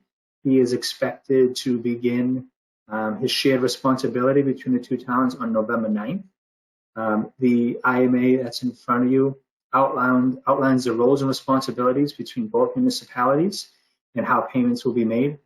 So this individual will be paid approximately $36 and change per hour, will receive benefits, and those costs will be split between the two different communities. This IMA is almost identical to the IMA that we have with the town of Northbridge for the shared conservation agent position, whereas this individual is an employee of the town and costs are shared by both communities. So my request to you this evening is that you authorize the IMA pending any last minute edits by town council.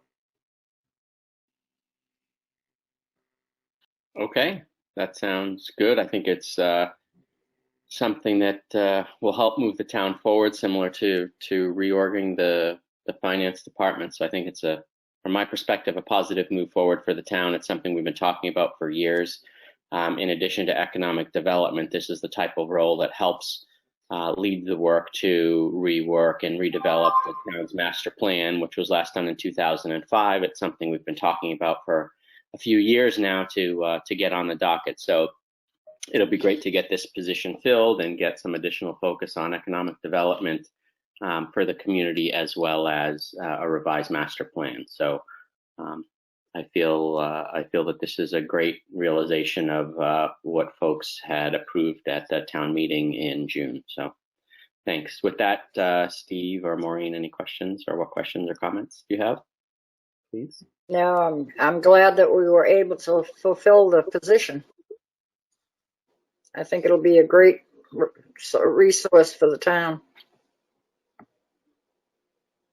I guess as a general statement, I would say I remain skeptical, but we'll see. We'll see how this works out. And the only comment I would have about the actual contract is I noticed it's a 3-year contract. I would have thought this would have been a 1-year. It seems like we approve our municipal agreements every year. So why would this be a 3-year and not a 1-year contract?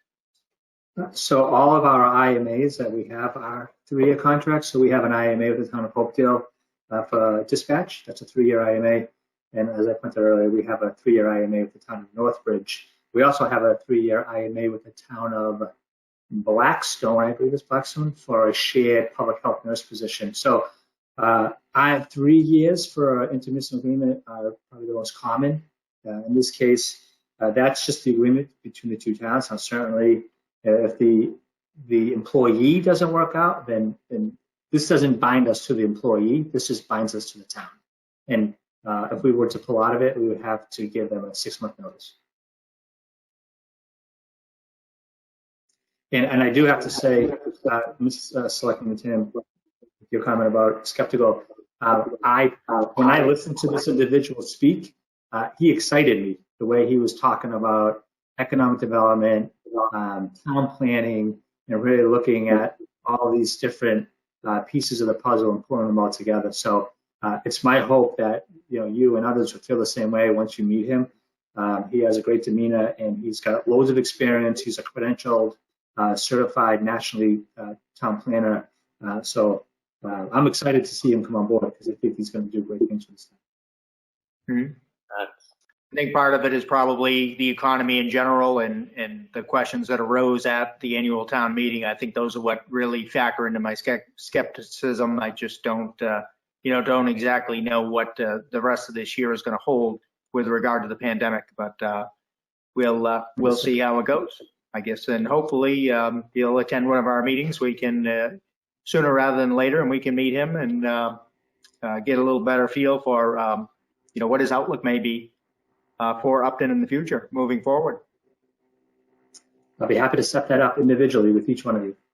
Yeah, that'll be great. I certainly look forward to getting together with him and talking with him. He sounds like an interesting and talented gentleman. So great addition to the team, Derek. We just got to keep on rolling. This is good stuff. A lot of good stuff. So thanks. I will take a motion. I move that we vote to support the intermunicipal agreement for the Economic Development Director / Town Planner Services with the town of Boylston. Maureen Dwinell, aye. Second the motion, Stephen Mattellian, aye. Brett Simus, aye. Unanimous action. Next on the agenda is we're going to take the 8.5 and 8.7 together. The town warrant, we want to execute the town warrant and also discuss the town meeting venue. So with that, why don't we start with the warrant? We have gone through this a couple of times. I think last time we met, there were a few questions that we had. So with that, I think what I would recommend is that we go through the warrant article by article, address any questions, and then we will approve it in its current form. Derek, just correct me if I'm wrong before we do the approval. This has been reviewed and approved by town council, is that right? So usually we do it contingent on town council approval, but with this, we're set with, so we wouldn't need that. Yeah, KP has already reviewed it. They've made their modifications. So what's before you is in theory a final draft. Okay, perfect. So with that, Article 1 here talks about the parking lot parcel downtown between Holy Angels, the arcade there, and where the brewery is going on Grove Street. So any questions or feedback on this one?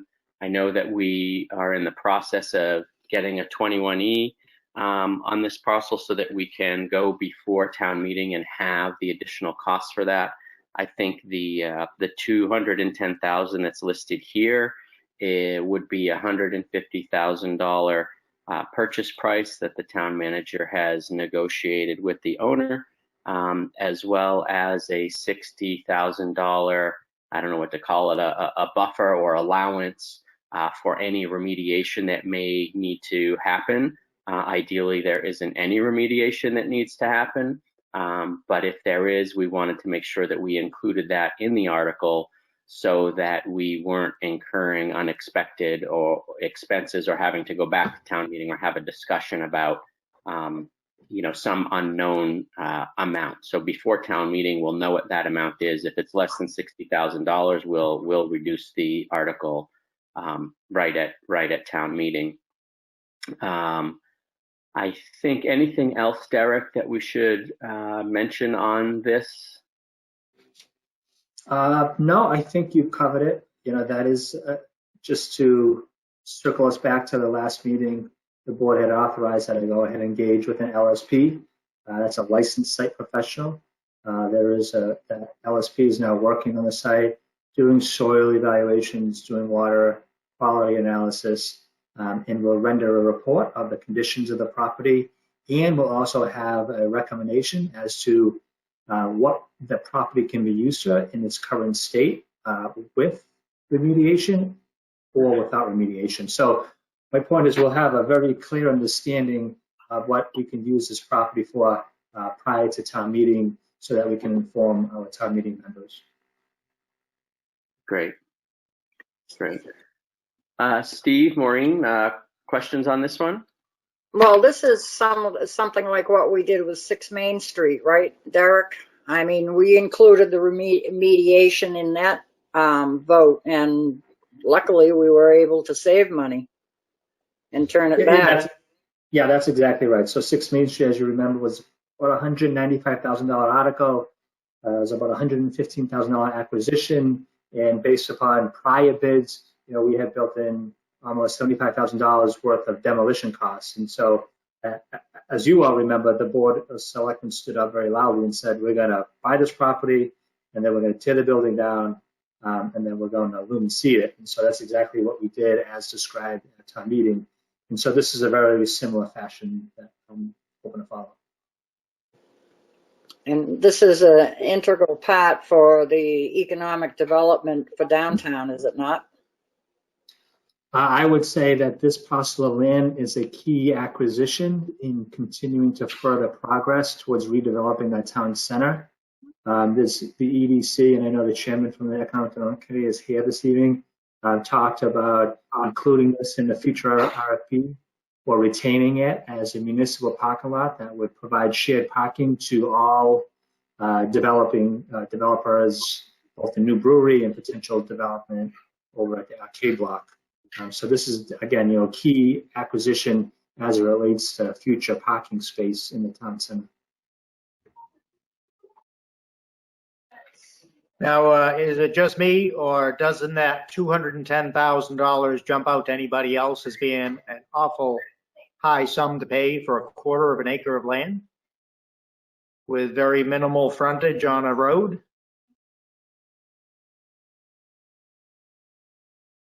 I mean, I understand it's a key to the parcel, but it just seems to be an awful lot of money to spend.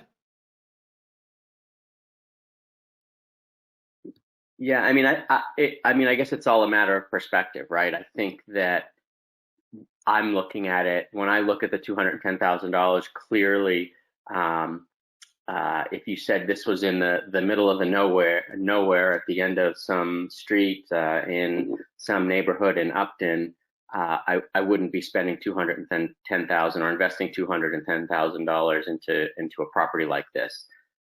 Given the location, given the context of trying to redevelop our town center, given the fact that we had a 340 or so people at a town meeting largely supporting, nearly unanimously supporting the revitalization of the downtown. The fact that this is a multi-year, long-term investment and redevelopment project that will end up yielding, somebody estimated $70,000 a year in taxes. I don't know what the number is, even if it's $20,000 a year in taxes. It doesn't take us long to recoup this investment. If we're putting in, if you talk about a $6, $8, $10 million private development that goes onto this property, that's a whole heck of a lot of investment from somebody else. So for us to invest $210,000, plus what we've spent on United Parish, over the long run, I'm sorry, not United Parish, Holy Angels, over the long run, I think these are good investments in redeveloping and creating a rejuvenated downtown with businesses that people have been asking for, with some revenue and income that we've been trying to do. This is part of the economic development plan. And the list for me just goes on and on. So, I mean, I get it. If you look at it in isolation, it's a lot of money for a very small piece of land, and we're not sure what we're going to do with it.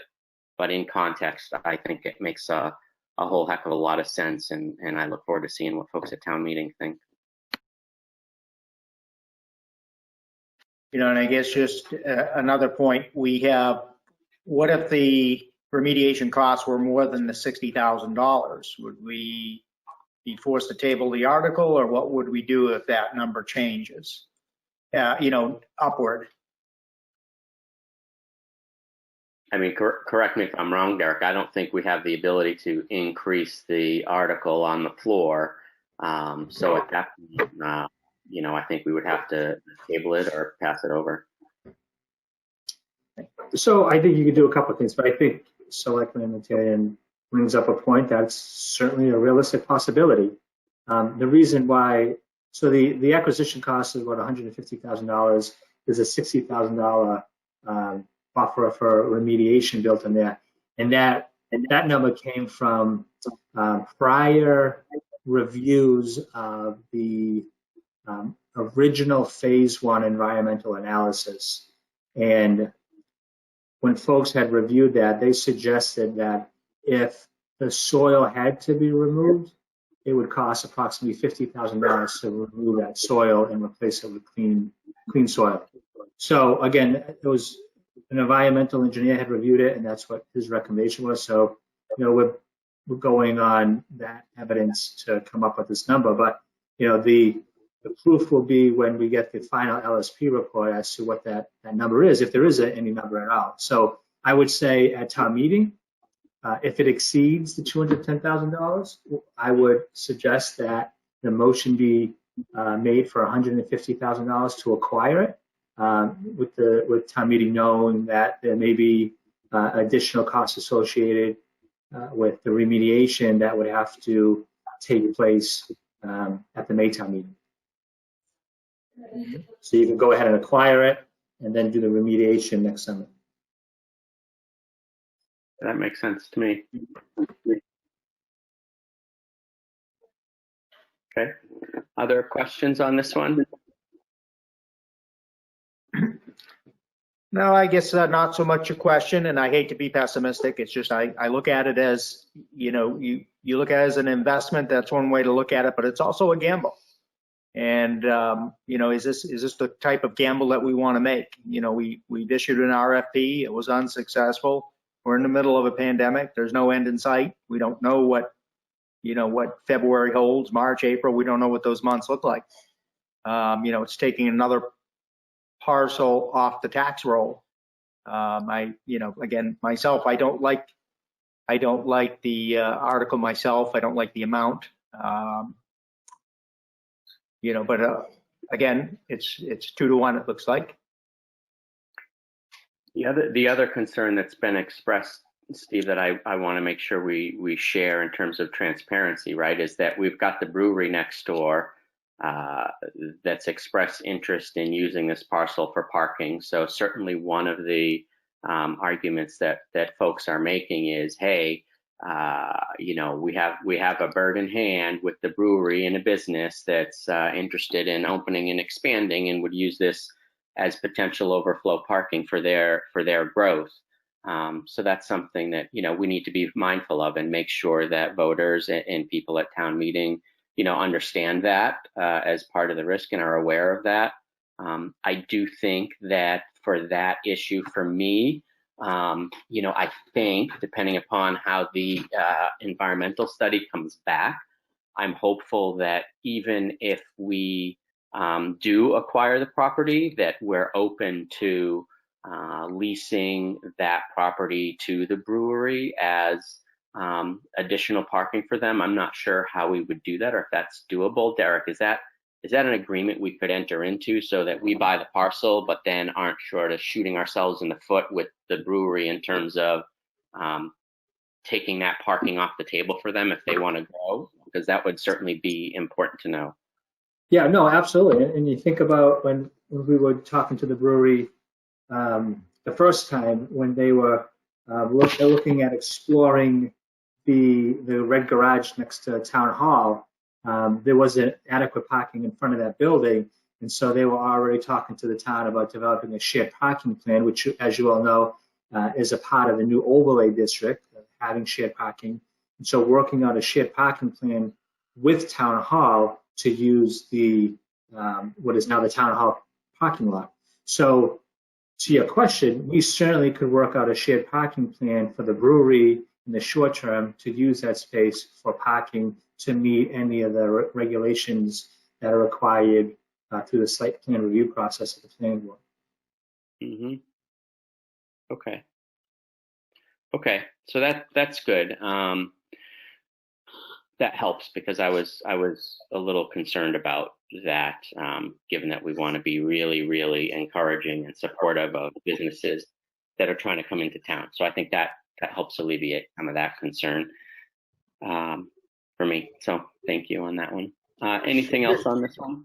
Oh, sorry, go ahead, Steve. Yeah, just one quick other thing I was going to mention is there's probably at least one business, maybe two businesses that are kind of set up and operating on that parcel right now. There's some trucks in the back with a storage container. I believe that's one business. And then there's a landscape business out front. You know, if this does happen and this parcel does pass, if this article passes, what happens to those businesses? Do those two businesses then have to leave the premises? Or can the town, in the short run, rent that area out? Because, you know, in some ways, and the reason I'm asking that question is, again, by doing this, we're eliminating the ability of the brewery to add on. Let's say they wanted to construct something on that parcel. We're obviously eliminating that option. So we are giving up something. But again, it's part of a bigger picture. I understand that. But again, it's a trade-off. So just trying to kind of fully understand what that trade-off is and what does it look like. Yeah, it's great. I mean, I think this is an important dialogue to have because we're going to have it at town meeting. So we should explore all these things. And I think it's a great point about the two businesses that are utilizing that property now, right? Like, I don't see, if we can come up with an agreement to lease that property, as part of shared parking to the business next door, I've got to believe that we could lease it to other businesses to use as overflow parking for their businesses. I don't know if that's considered shared parking, if there's restrictions around that. Do you know, Derek? Yeah, so there's a lot of different options that are at play on this one. So, to Selectman Carrion's point, there are at least one, if not two businesses there. If the Board of Selectmen chooses to continue to allow them to be tenants on that property, then you could enter into a lease agreement with those two businesses to bring in revenue until there's a long-term solution. Or you could, again, work out a shared parking plan with the brewers next door if they need a parking space. But I don't think you can do both on that parcel because you're going to have a permanent tenant and then the other one be using it for customer service. I can say, because I have had multiple conversations with the brewery, I feel like I go over there once a week to talk to these guys. Their intention, because they're interested in that property, their intention for that property is to be a parking lot. They hope to tear down the two-family structure, which is side by side to the existing what is now brewery, and they want to turn that into a mixed-use residential retail space. So they don't have any intentions on building on on the parcel we're talking about. They do have a need for parking now for their future endeavors. No, that's good. That's good. Oh, go ahead, Maureen. Sorry. Well, so that falls into what the EDC is trying to do.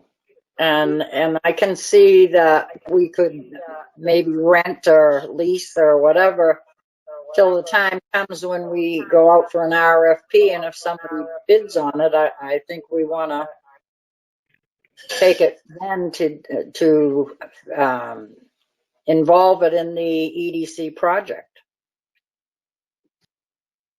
I mean, I think that's what we're fully looking at, is to do this downtown revitalization, correct? Yeah, exactly. And until the time comes that we get an RFP, if we send out our RFP and we get bids, then we could have this discussion. Yeah, no, that's great. And I do have to be very candid and say that, part of, from my perspective, part of the rationale for redeveloping the downtown obviously is economic based, but for me there's also an aesthetic element to it, and certainly we value all businesses in town. There's no doubt about it, but having sort of the trailers, the trucks, the old dilapidated boats, and those kinds of thing downtown from an aesthetic perspective, is something that I'm mindful of, and that other folks have expressed interest in changing some of the appearance down there. So, that's the other thing that comes to mind as we think about potential future uses. If it was property that we acquired, we'd have to have that conversation, obviously. But overall, it's nice to know that the town, if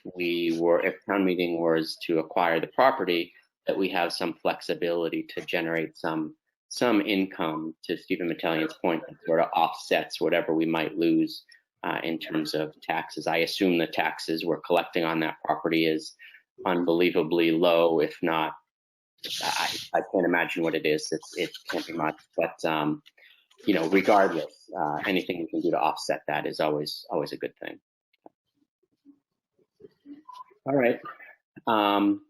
Brett, could I just throw one thing in? Oh, hello. Yeah, sure. This is, other than the few places where you can park cars next to the library, the current library, the Racine Building, Methodist Church, whatever you want to call it. This is the last piece of open land in the downtown area. The parking spaces that may or may not be developed as they're going forward with the community center library project, that's another issue. But that's the last piece of open land in the center of the town. The town should control it. If after a certain period of time, this economic development plan falls through, you can always sell it. And you can get back more than 150,000 or whatever you're going to do. Because, last time we checked, we all agree that they're not making any more land these days. So the value of that's only going to go up. Great. With that, I will take a motion. Maureen or Steve? I move that we put the Article 1 for the $210,000 for the 0.25 acres on the warrant for vote. Maureen Donnell, aye.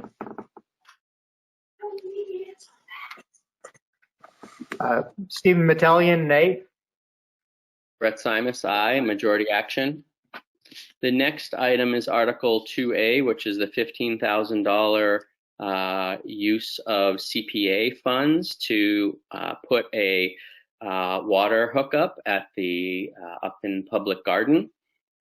So we talked a little bit about this last time. I know, Maureen, you had some questions about the cost. So I don't know if we've had the questions answered, if we can get the answers.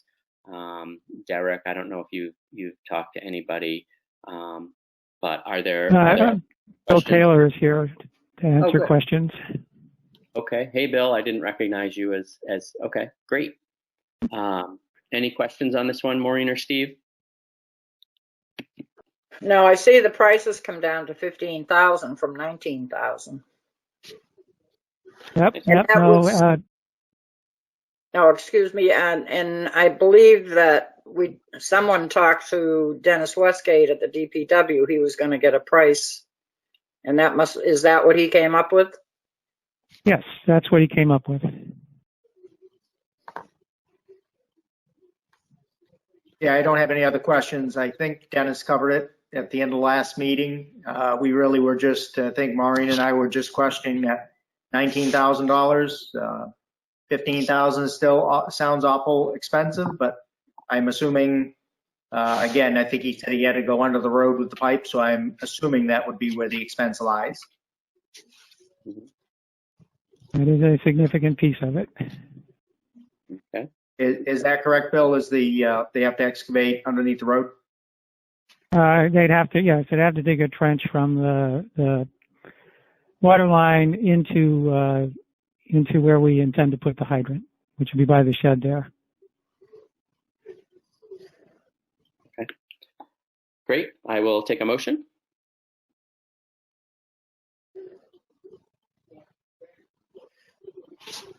Maureen, I think you're muted, so I guess I'll motion that we put forward Article 2A regarding the $15,000 water faucet on the public garden. Stephen Mattelli, aye. Maureen Dwinell, aye. Brett Simus, aye. Unanimous action. The next item on here is the $320 allocation from the Community Preservation account, the Community Preservation Fund. So $320,000 for, the best way I can describe it is land off of, or that's contiguous to and in the middle of the Peppercorn Hill Conservation Land. So there's a large parcel of 66 acres that is both in and around the current conservation parcels.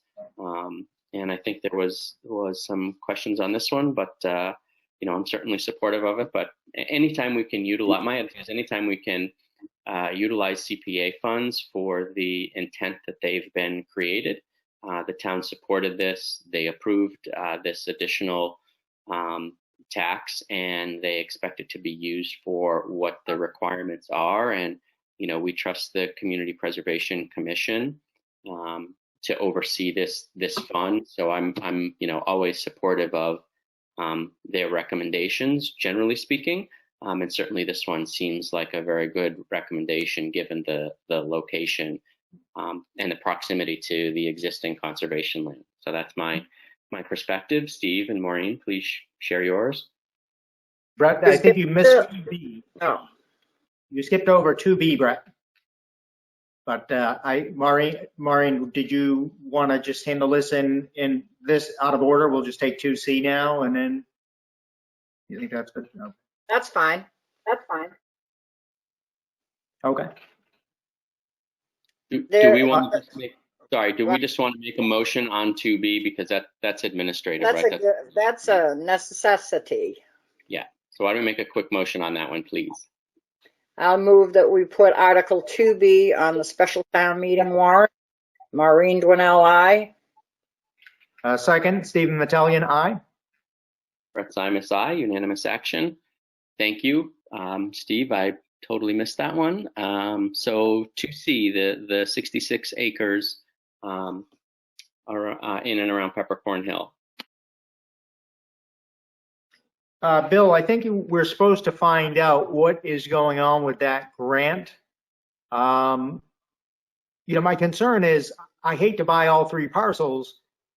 If we don't get that grant this year, would we qualify for that grant in the spring, or would we qualify for that grant, next September? But do we have any update on the grant application?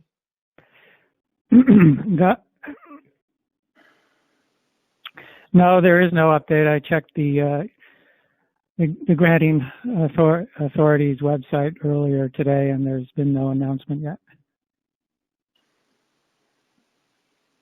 Could we make it not in the article, but in the motion to make it contingent on getting the state grant and reducing the request of the CPA to what it would be less the grant? Yes, if the grant is awarded before town meeting, I think that's exactly what we would do. We would amend the motion. We would be, in effect, we'd still be asking for the full amount, but it would be contingent upon the reimbursement from the grant. Or actually, no, we wouldn't be asking for the full amount. That's wrong. We would be asking for an amount to pay for the other three parcels, and we estimate that would be about $210,000. So we could absolutely do that. Okay. And we can but a follow-up to Maureen's question, I think, is would we want to then change the value of this article to $210,000? Well, that's what I was getting at. I mean, I think we should have it contingent upon getting the state grant and reducing the $320,000 to $210,000. Therefore, you'd have the grant and the $210,000 to purchase the other three parcels. The risk is that if Metacomet Land Trust doesn't get the grant, I think that we would recommend that we acquire all 4 parcels regardless. They're from my perspective, they're important enough. They're a significant part of the peppercorn conservation land that we would want to acquire them regardless. We are definitely hoping that we get the grant so that we don't have to ask the town for as much money. We don't have to ask the Community Preservation Fund for as much money. But I would like to bring the article forward to the voters if we don't get the grant, so that we have the opportunity to acquire all 4 parcels. One question, I totally agree with you, just given where these parcels are located, and my general deference to the commission to manage these properties and acquisitions on behalf of the community. That said, is there any risk towards our getting that grant if we go in with an article for $320,000? Is there any chance that the granting organization says, hey, they don't need the grant because they're going to go get this full amount of money, versus if we go in for the lesser amount, they say, hey, you know what, they need our money to make this happen? That's a concern or a question I have. I definitely don't know the definitive answer to that question. Of course, I fully expect that we're going to hear before November 10th, whenever the meeting is, because of how they handled it last year. But this is a different kind of year, of course. I have noticed they've announced several other grant awards in the past few weeks related to environmental issues. So I expect that the decision has been made pretty much already, but that's me speculating. Mm-hmm. Mm-hmm. Okay. And I don't think that would come into play, but I have no way of being sure of that. No, of course. I don't mean to put you in a position to speculate on that, but that certainly was something in the back of my mind. But regardless, for me, I support this article as written, and to me, it's one of those things that you've got to let the voters make a decision on with the information that we've got available, and we need to put ourselves in position to realize the vision of the commission, and give the folks that showed up to town meeting the opportunity to debate it, discuss it, and vote their minds. I would agree with you, Brett, to let the voters make the decision. I look at the money part of it. Can't help that. And part of the selling point was the state grant. Yeah. I mean, when we bought Peppercorn Hill, none of this is, as Paul mentioned, they're not making any new land. This land was available way back then. So it's landlocked. There's no pressure. I don't feel it, I don't think we're under the gun on it under any circumstance. I mean, and I think if we didn't get that grant this year, I feel we would definitely get it next year. So, I like your original idea, Maureen, which is just put forward for 210 by, at least we'll give the option to buy those parcels. If the grant does not get approved, we could then reapply for it next year. And I think we would be successful in getting it. But, again, I don't see that there's, to be honest, when I look at this article, I think May, Bill, when you were before us just a few months ago, in my opinion, this was always slated for May. So in my opinion, we're way ahead of schedule. But again, I'll defer to you, to either one of you. And yeah, I mean, I certainly appreciate that. So Bill, help us understand or remind us, because my impression was, and the reason this is important will become apparent. my impression was that the owners obviously were looking to have a transaction as soon as possible, which we would all expect. That's no surprise. Steve, I totally agree with you. From our perspective, there's no pressure to buy this land, right? It's there. It's generally landlocked. I don't think there's developers chomping at the bit to get this land. That said, I wonder if the 210 would be enough to sort of I don't know what the right word is, right? But like appease the landowners to say, hey, we're committed to this. We want to make sure we get this land acquired one way or the other. We're going to acquire these first lots. And then if needed, we can come back and revisit this in May to acquire these lots if we don't get this grant. We're assuming that we're going to get the grant and this is a moot point. But if we, people are just more comfortable voting on the 210. I mean, I don't feel too strongly, given that we're relatively confident about about receiving the grant. Or to your point, Steve, how do these grants work, Bill? Is this something that comes up every year, or I didn't appreciate that this comes up every year and it's something we could quote unquote get next year? Well, yeah. So the state has several grant programs for acquisition of open space. And this one here is to help land trusts acquire open space. I think based upon what we know about prior grant rounds, we probably would say it's about a 50-50 chance of in each round of a project being awarded a grant. And that's probably also true for the other grant program. The land grant program, which is the money we got for the Robertson Conservation Restriction acquisition. You just don't know. It's a function of what other projects you're competing with. You may get some degree of bump in the second year because you're there again. But I think it's pretty much a point-based selection process.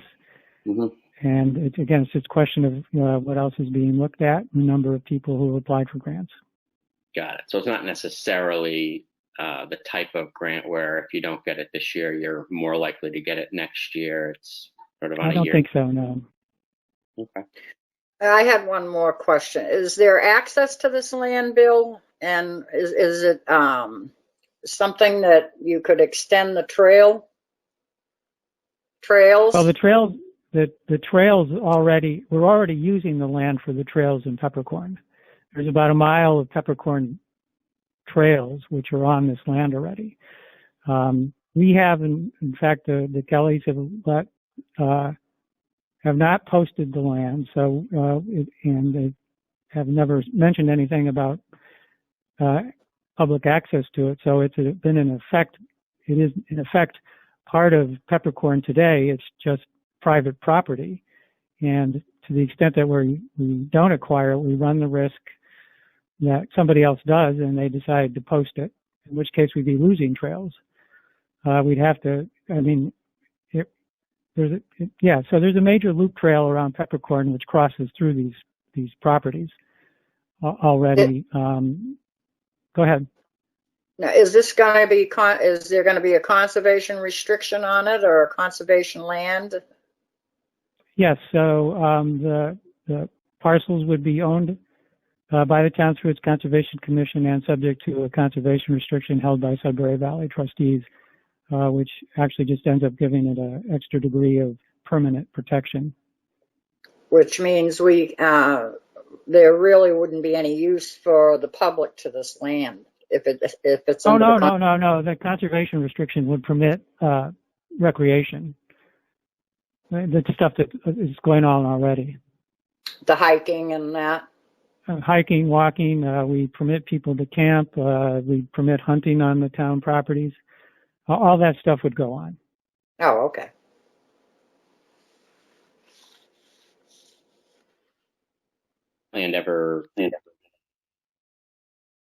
Sorry, can you guys hear me? Okay. If we ever lost that land, it would be real loss for the community if we could no longer access those parcels and those trails. So. Yeah, I mean, yes, I agree. There's the three parcels that are more or less run across the land would you'd almost in effect end up cutting one side of Peppercorn off from the other. Yeah, it would be a real loss. Peppercorn there's a loop trail, the Wollaston Trail, which is from what I've seen heavily used. We just added a nice parking lot through the Rockwood Meadows open space, and it's you got the Crockett Road families on one side, you got Rockwood Meadows on one side, and East Street families, and a lot of people with basically backyard access to the property as well. So it's I think a real jewel in our collection of open space.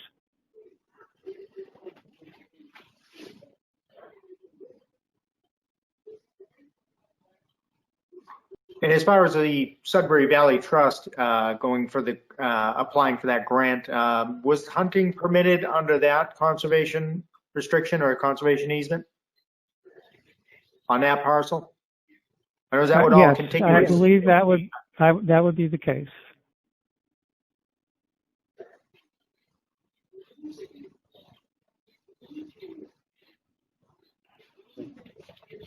Okay. I will, if you guys are ready to motion, I'll take a motion on Article 2C, whatever you guys think I'll support.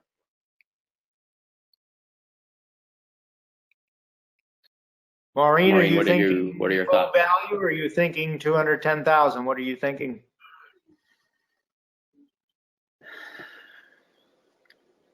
I'd like to see that, but I mean, he's been before the board on other occasions, and they have come through with the state grants. And it really is up to the voters to decide if it's a well-used property. I'd let the voters vote on it.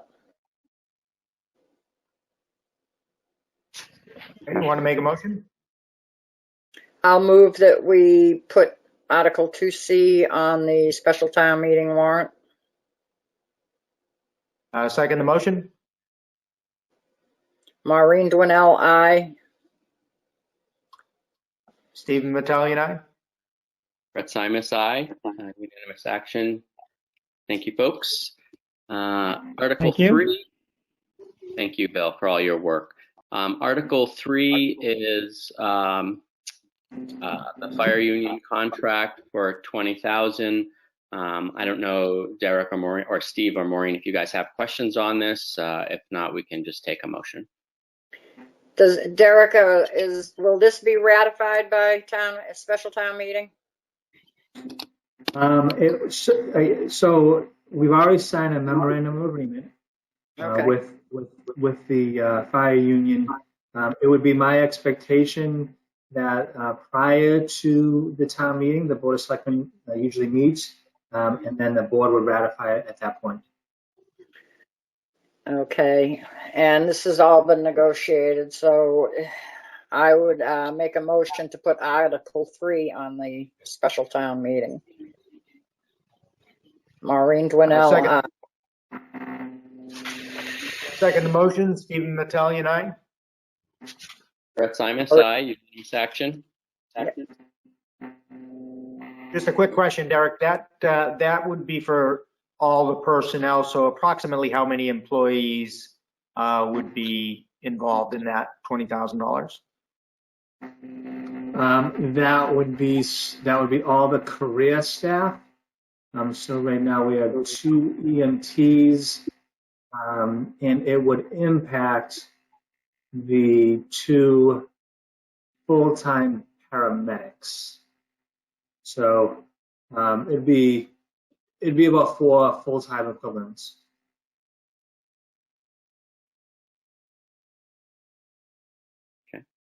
Okay. Okay.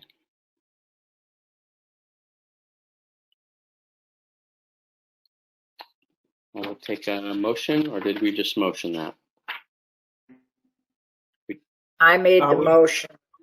Yeah, we voted. already motioned. Okay, great. So all set, Sandy?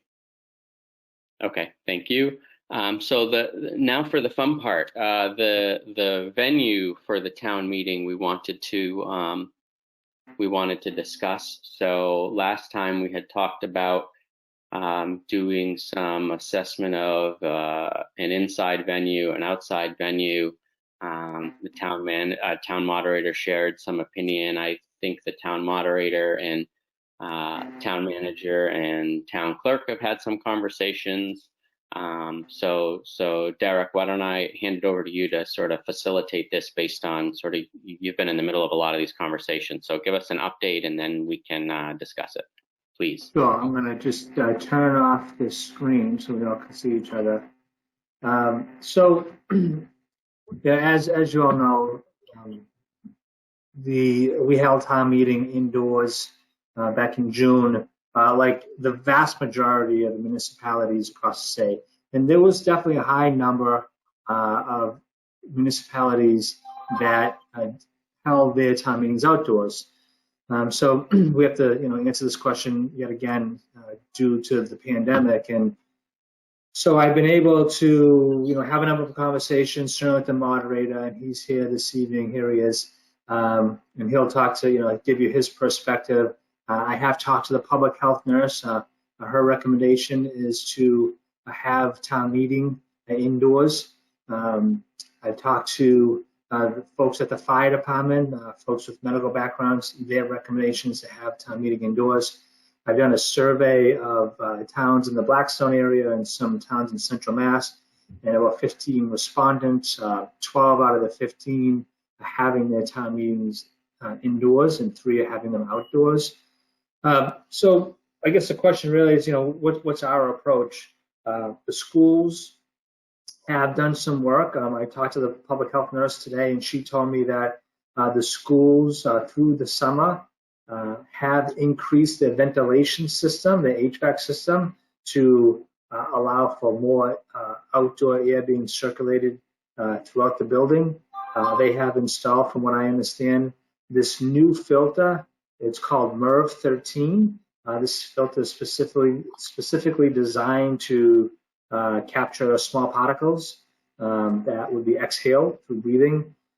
So I guess, my thought is that given that we did this very successfully in June, we had approximately 102 town meeting members show up. We worked with the Board of Health office to try to monitor if there are any new cases of COVID-19 post town meeting, and the answer to that question is no. So I do believe that we can continue to operate like we did in June, have the meeting indoors, and implement all the safety protocols that we had implemented back in June.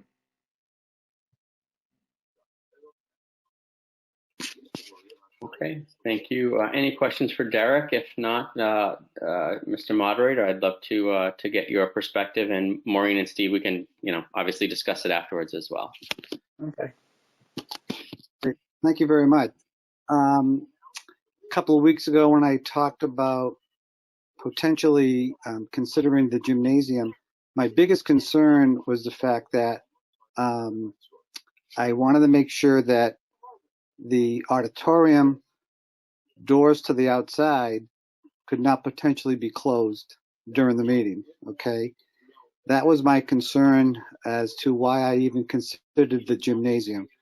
I spoke with the principal a few days ago, and I was talking to him about using one versus the other, and he had commented to me that it would be fine if we used the auditorium and we made sure that the doors to the outside were open. I'm glad he said that, because that sort of relieved my fears with regard to we're in the auditorium and the doors to the outside get closed. That would be a concern of mine. Even though that's not as big an issue as making sure that we have our masks on and making sure that we are social distanced, I still want to make sure those outside doors are open.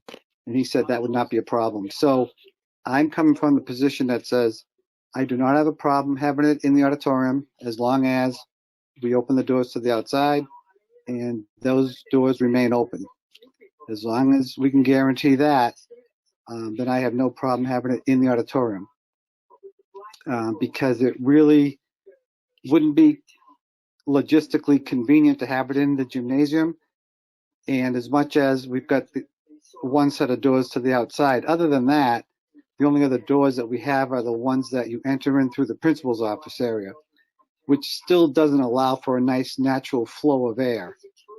But in the auditorium, there's at least 3, if not 4 sets of doors around the auditorium that people don't see that go to the outside. And if we have those open plus the doors that are in the auditorium, then to me that will allow for this a natural flow of air, in addition to the air conditioning unit, which also allows for that as well. So I think of it kind of like belt and suspenders here.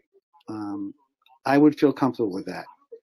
Obviously, nothing is 100%, and people need to understand that.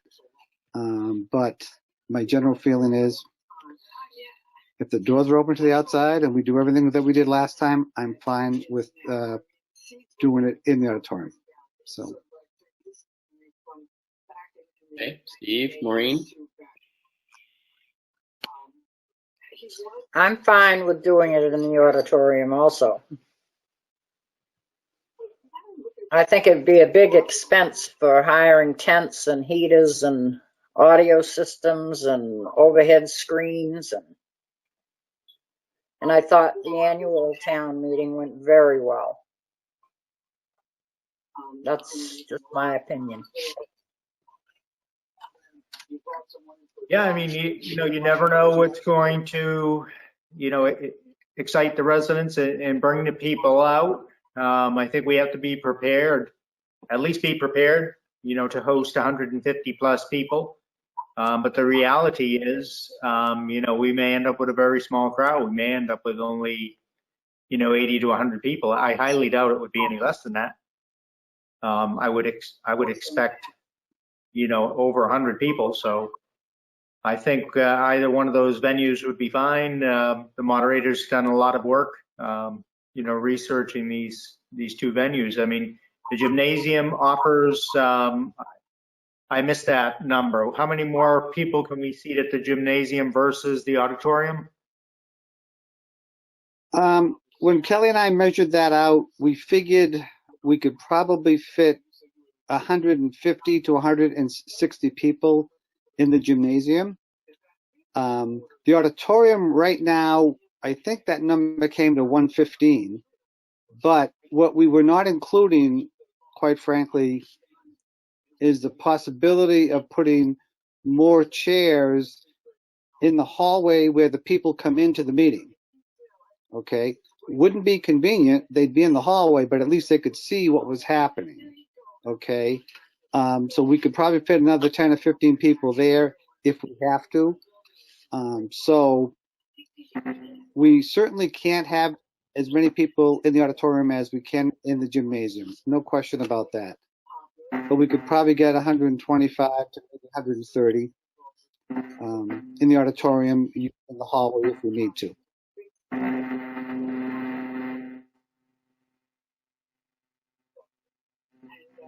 Okay. I mean, I would think that would be sufficient. What are your thoughts? What type of a crowd, Brett, Maureen, what type of a crowd do you think that will gather? Do we have a number of how many we had at the annual town meeting? It seemed like it was more than 115.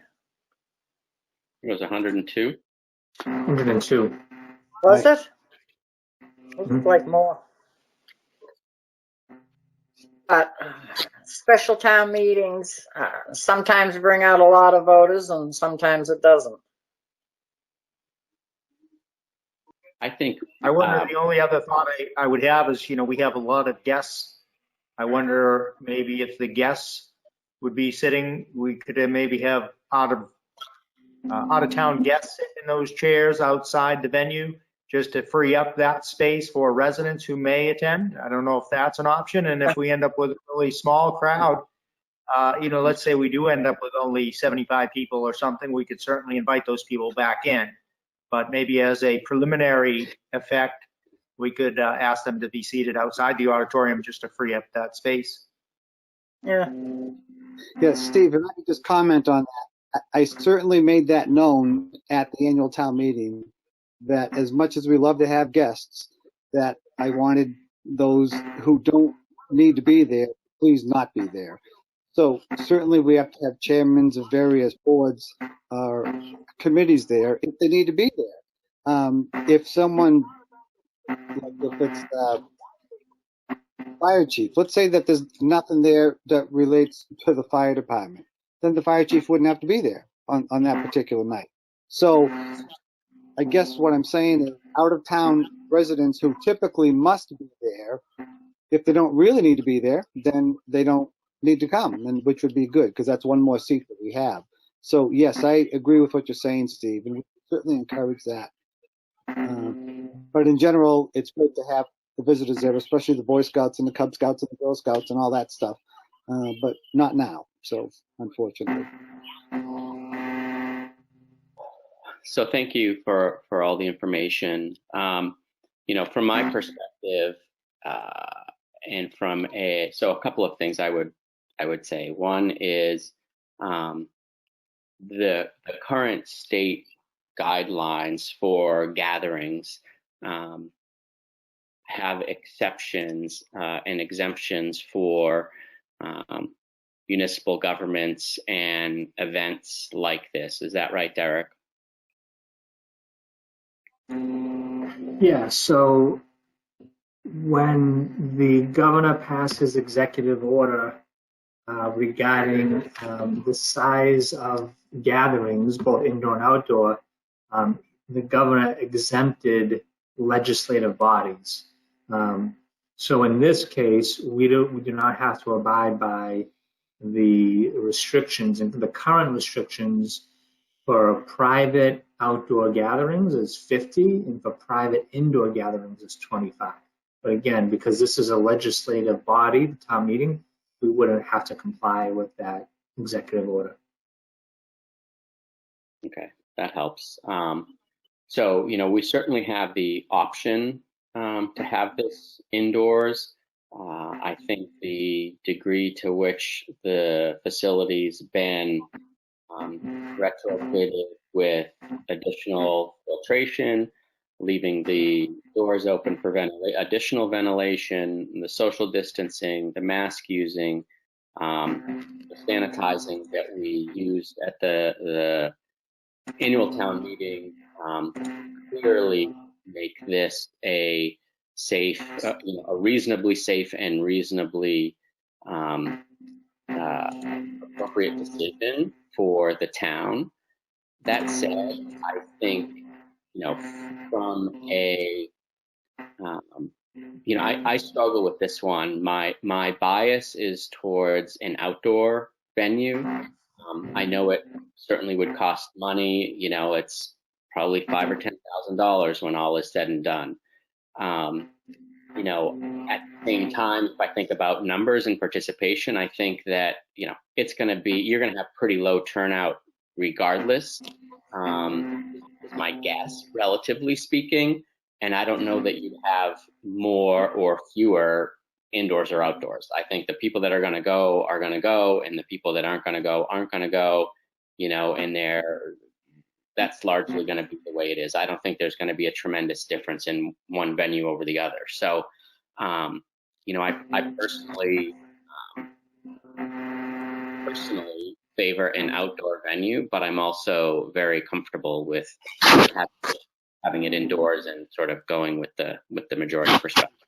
I think it's really just a function of there are some people in town that we know and that I've spoken with that we don't know of, that just sort of personal friends and acquaintances, not a lot of them, that all are very well educated and interested and engaged, and recommend having the meeting outside. So for what it's worth. So I don't know that we need to I don't know how we, I mean, so that's all I would say. I think I'll clearly go with the majority, Steve and Maureen. I'm not too hung up on it.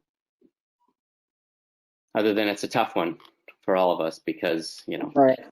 what's reasonable and from a medical perspective and a scientific perspective, which is clearly having it indoors is fine, the way we would structure it, there's sort of the optics of you know, people being concerned about it.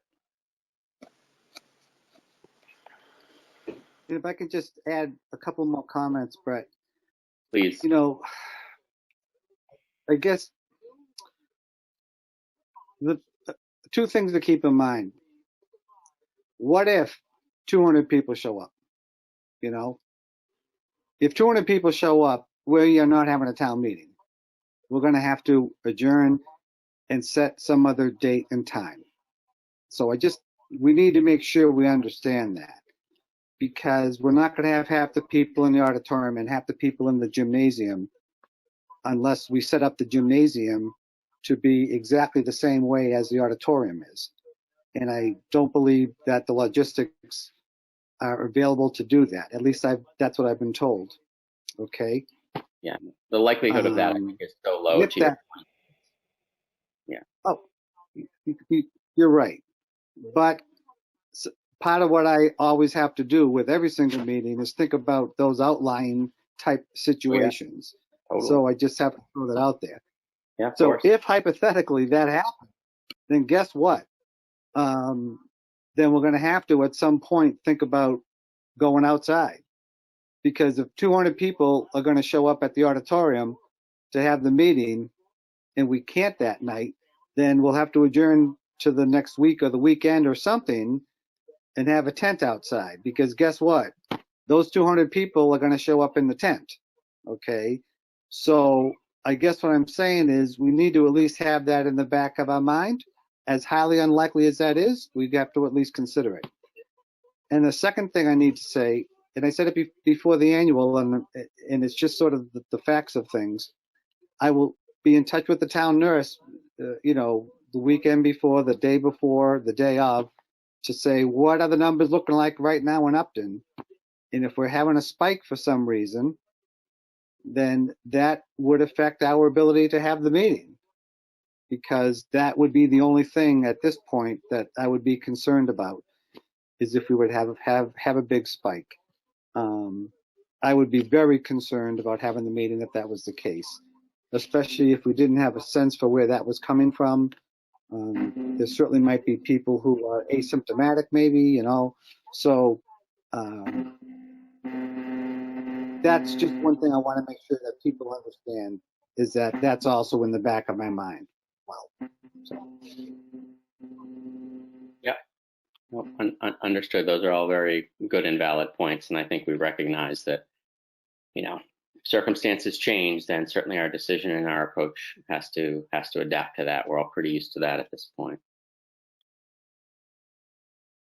So Derek, how do we need a motion, an agreement, a decision? How do we facilitate this? Well, I think two things. One, we need a motion to execute the warrant, which you've already discussed on the article. So a motion to execute the warrant. But prior to that, it would be best, because we've never had to really deal with this. It's always assumed that's going to be within the auditorium. So I think in this case, it would be good that we have a motion to decide where we're going to hold it. You know, we can certainly say it's going to be at Nipmuc High School on the warrant. And if the board decides that they want to move it to outside, we could try to work with the schools to see if we could use their football field. But I don't know the availability of their football field, one, although I have reached out to them. I haven't heard back regarding that question. But on the other thing, we have to work with a local vendor like Creedon and Company to be able to determine whether or not they have a tent available to hold that many people. So as you know, there's a lot of logistics behind doing it. So I think really we have to make a decision, because it's going to take us weeks to try to orchestrate anything but into a meeting. Yeah, I totally agree. Whatever we decide, we should decide now. The other thing about the outdoor venue, which we haven't talked about, is weather, right? Like by definition, you have to have an open-sided tent. You can't have sides on it, otherwise you might as well be in the auditorium. So if you have an open-sided tent, and there's a snowstorm, right? There literally could be a snowstorm. It's a problem, right? So that doesn't help anybody, and you're going to lose more people because you're going to have it outside. And there's a lot of people that can't sit outside at night for 2 or 3 hours comfortably. They just can't. They won't come. So that's another aspect of it. So, okay.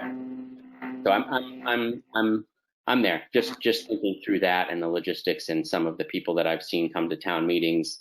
I think the demographic tends to skew a little bit older, and I think that's a population, it's hard because they're at a greater risk from COVID, but they're also less likely to show up if it's outside and they're going to be cold. So obviously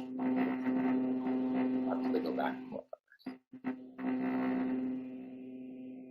So I will, Maureen or Steve, if you guys want to make a motion and we can, that'd be great. First, I'll make a motion to execute the special town meeting warrant. Maureen Dwinell, aye. Second, Stephen Mattelli, aye. Brett Simus, aye. Unanimous action. Great work. Pulling this together, folks. Also, I'd make a motion that the town meeting venue should be at the Nipmuc High School auditorium. Or should we do both, gymnasium or auditorium? Derek? I would be most comfortable including both, just in case we had to overflow and move it over to the gymnasium, just in case. Yeah. So I will have the warrant read Nipmuc High School and not specifically state whether or not it's going to be in the auditorium or the gymnasium. Okay. And that'll give us flexibility to be able to make that determination on that day. Okay, then we'll redo the motion. I move that we hold the town meeting venue at the Nipmuc High School. Maureen Dwinell, aye. Second, Stephen Mattelli, and aye. I'm going to have to say nay, but this passes with majority action. Okay. So next on the agenda is item 8.6, which is a motion to accept Azalea Lane as a public way. This ought to be a quick one. Good night, folks. Thank you. Thank you, Dave. Thank you so much. So what's before you today is the deed that will officially be registered with the courts. That outlines the town's acceptance as Azalea Lane as a public way. As you recall, this went to the May town meeting and it was approved by town meeting. It was Article 36 at the 2020 annual town meeting. In that article, it gave authorization to the Board of Selectmen to go through the administrative process to accept the deed and then have it filed again with the courts. So what I would need you to do is make a motion to accept it as a public way and then sign the deed and then sign the Mylar plans at Town Hall. And just for your edification, this same process has to take place with the planning board as well. Okay, thanks. I will take a motion. I move that we accept Azalea Lane as a public way. Maureen Dwinell, aye. Second the motion, Stephen Mattelli, and aye. Brett Simus, aye. Unanimous action. Next on the agenda, Derek, is the November meeting dates for the Board of Selectmen.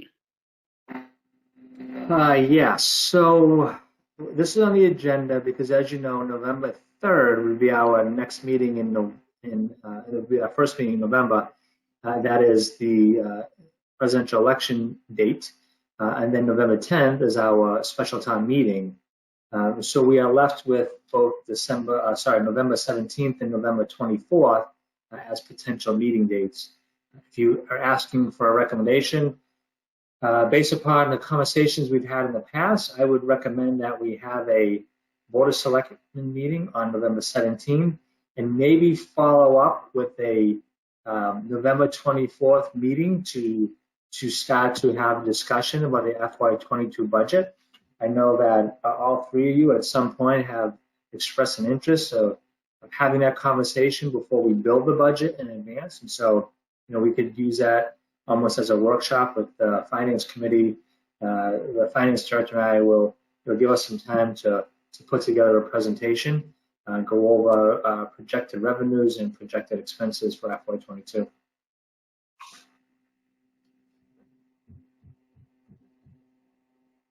Okay. I am just checking. I'm available both the 17th and the 24th. It's obviously a busy time of year. I think that's Thanksgiving week. But because it's Tuesday and not Wednesday or Thursday, I think it should be fine, at least from my perspective. I don't know, even Maureen, if you guys are available. I could do both dates. I think that 24th date could be a problem for me. I can communicate via email and let you know. If that's the workshop, I wouldn't want to miss it. I'm not sure. I wouldn't want to miss it either way, but that may be a problem. So I guess, and then my other comment is, so at this point, we would have no other meetings before the annual town meeting, other than to meet an hour. The special town meeting, other than we'd meet an hour beforehand. That is correct. Okay. That's the way it currently shapes up. So next Tuesday is October 27th, and then the following week after that would be the presidential election date. Okay, yeah, why don't we go with those for now? Like I say, I don't know about the 24th just yet, but I can get back to you as quickly as I can find out. Yeah, and I mean, I don't think... Unfortunately, Brett, I don't have a lot of rank in my household, so... Oh, you and me both, believe me, I get it. Yeah, so it's totally flexible, right? Like we'll plan on the 24th, but just let us know anytime between now and the time we need to post, and if we need to move it out, we'll move it out, because we definitely want to all be in that discussion. So, and if there's anything that comes up that we absolutely need to do, then we can, we'll have the meeting before the special town meeting if we need to, and then if we need to set something up, the first week of December or whatever, we can do that too. So we'll work it out. No worries. 'Tis the season. That sounds good to me. Okay. Great. I think Sandy's raising her hand. I think she may have something for us. Do you want to meet at Town Hall or at Nipmuc before the special town meeting? Is there a room or space in Nipmuc that we can use like we did last time? I'm sure there is. Yeah, that would be great. I mean, it just saves us having to move, from one place to another. 6 o'clock then, post? Yes, is that what we usually do? I think that sounds right. Yes. Speaking of the boss, my wife needs her briefcase. There you go, hon.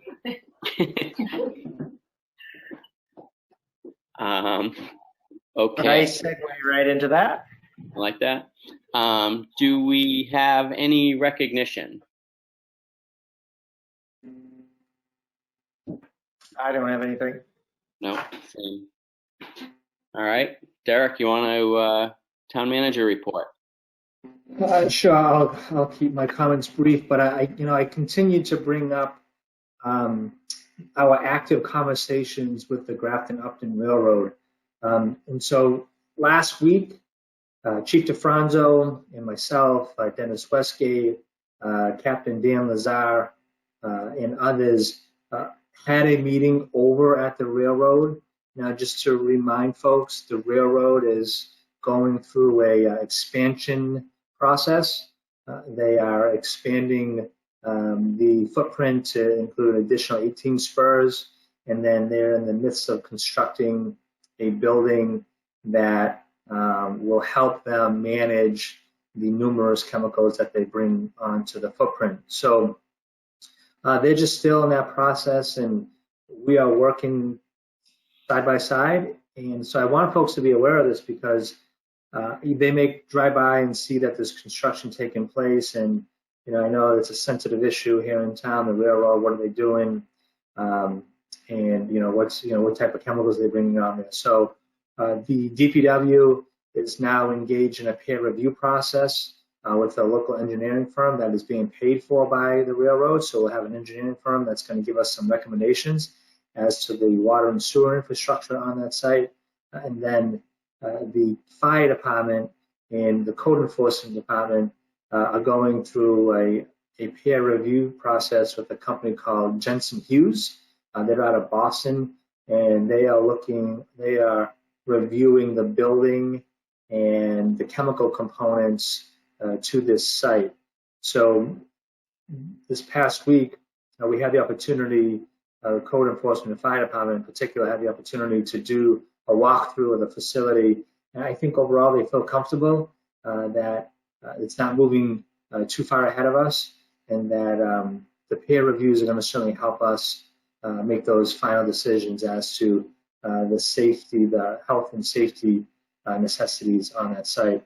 In particular, they're also working with state officials, both at the building level and Department of Fire Service as well, and is also lending some technical support as well. So at some point in the future, we plan to do a more public presentation with the railroad, so that folks know exactly what their intentions are over at that site.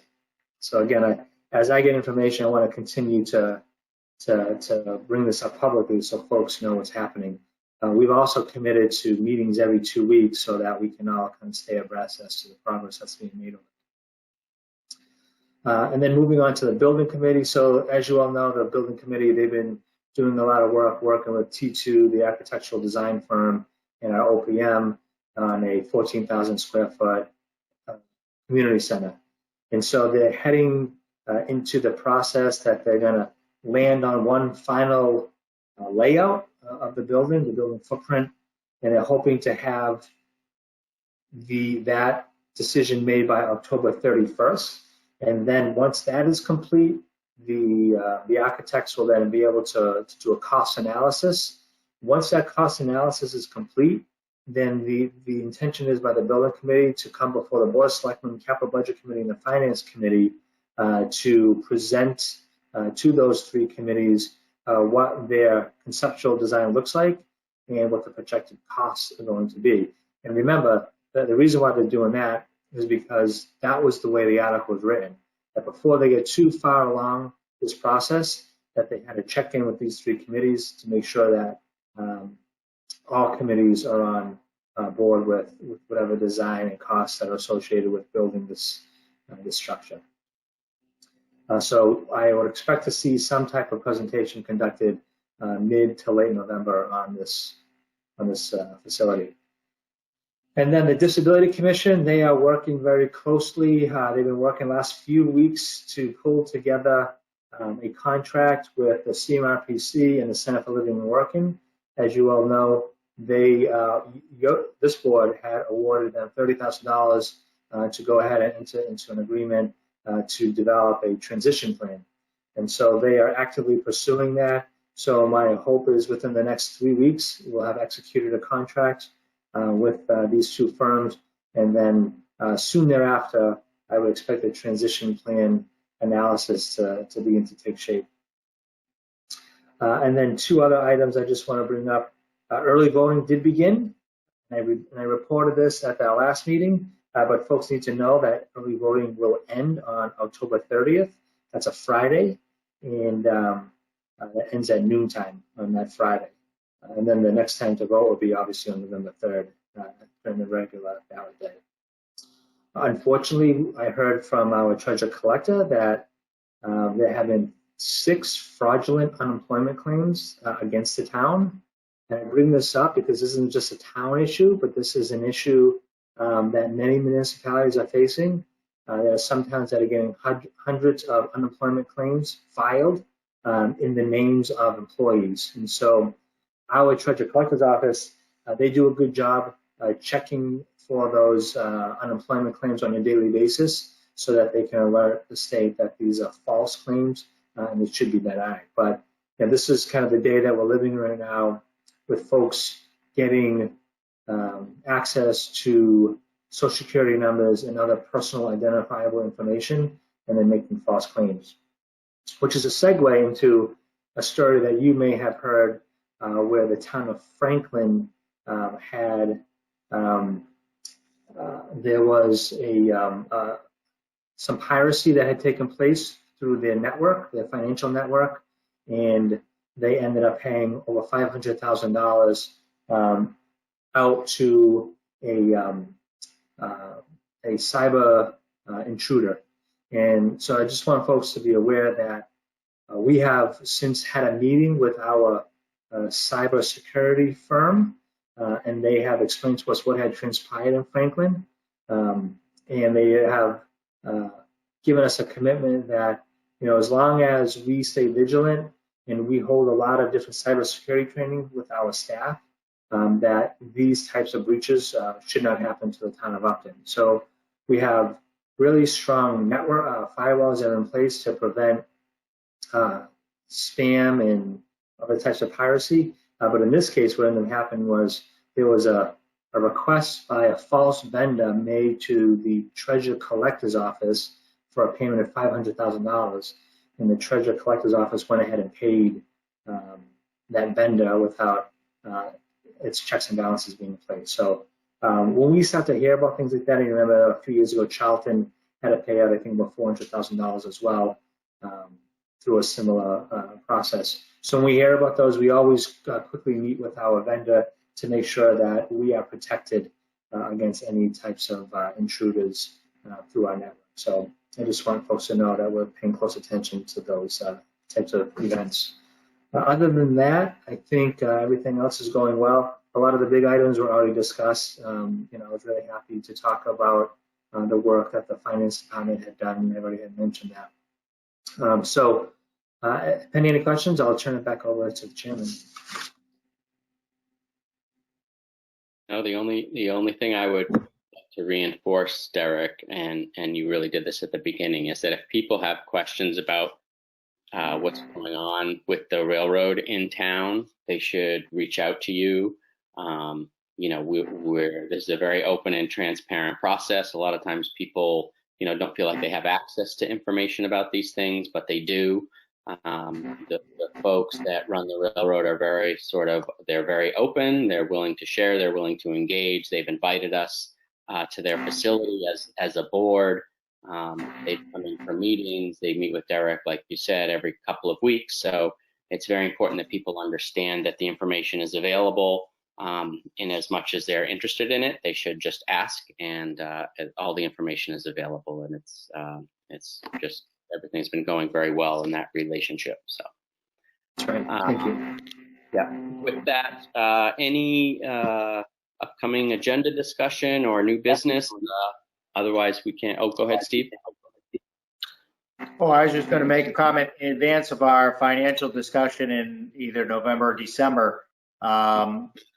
Derek, I know we had talked about this, I think, in one of our meetings, which was with the expansion at the railroad, there will be significant new revenue, commercial revenue or tax revenue, I should say, for the town. So that'd be something that I'd be curious to know what that looks like. So just kind of a look ahead, kind of bridge those two items that you just discussed, Brett, which is getting back to the railroad, but also a look ahead topic, which is, what's that going to look like? I know there is substantial growth over there. How is that going to impact us as far as from the revenue side? I hear a lot of different numbers from different people in government, or we surmise different numbers. Does the railroad, what is the total tax revenue that the town receives? Is that 10,000, 100,000, 500,000? What is that number? So that may be something, if we could pull that together for our financial meeting, I would be very curious to know that. Sure. Yeah, I could work with the board. you're right. There are a lot of projections out there, and a lot of it comes down to personal property tax and things like that. So, but I can work with the Board of Assessors on what they're projecting this new growth would include. Okay. Great. Thank you. Very good. No, very good. All right. With that, I will take a motion to adjourn. I move that we adjourn the meeting. Maureen Dwinell, aye. Stephen Metellian, aye. Brett Simus, aye. Thanks, everybody. Have a great night. Good night.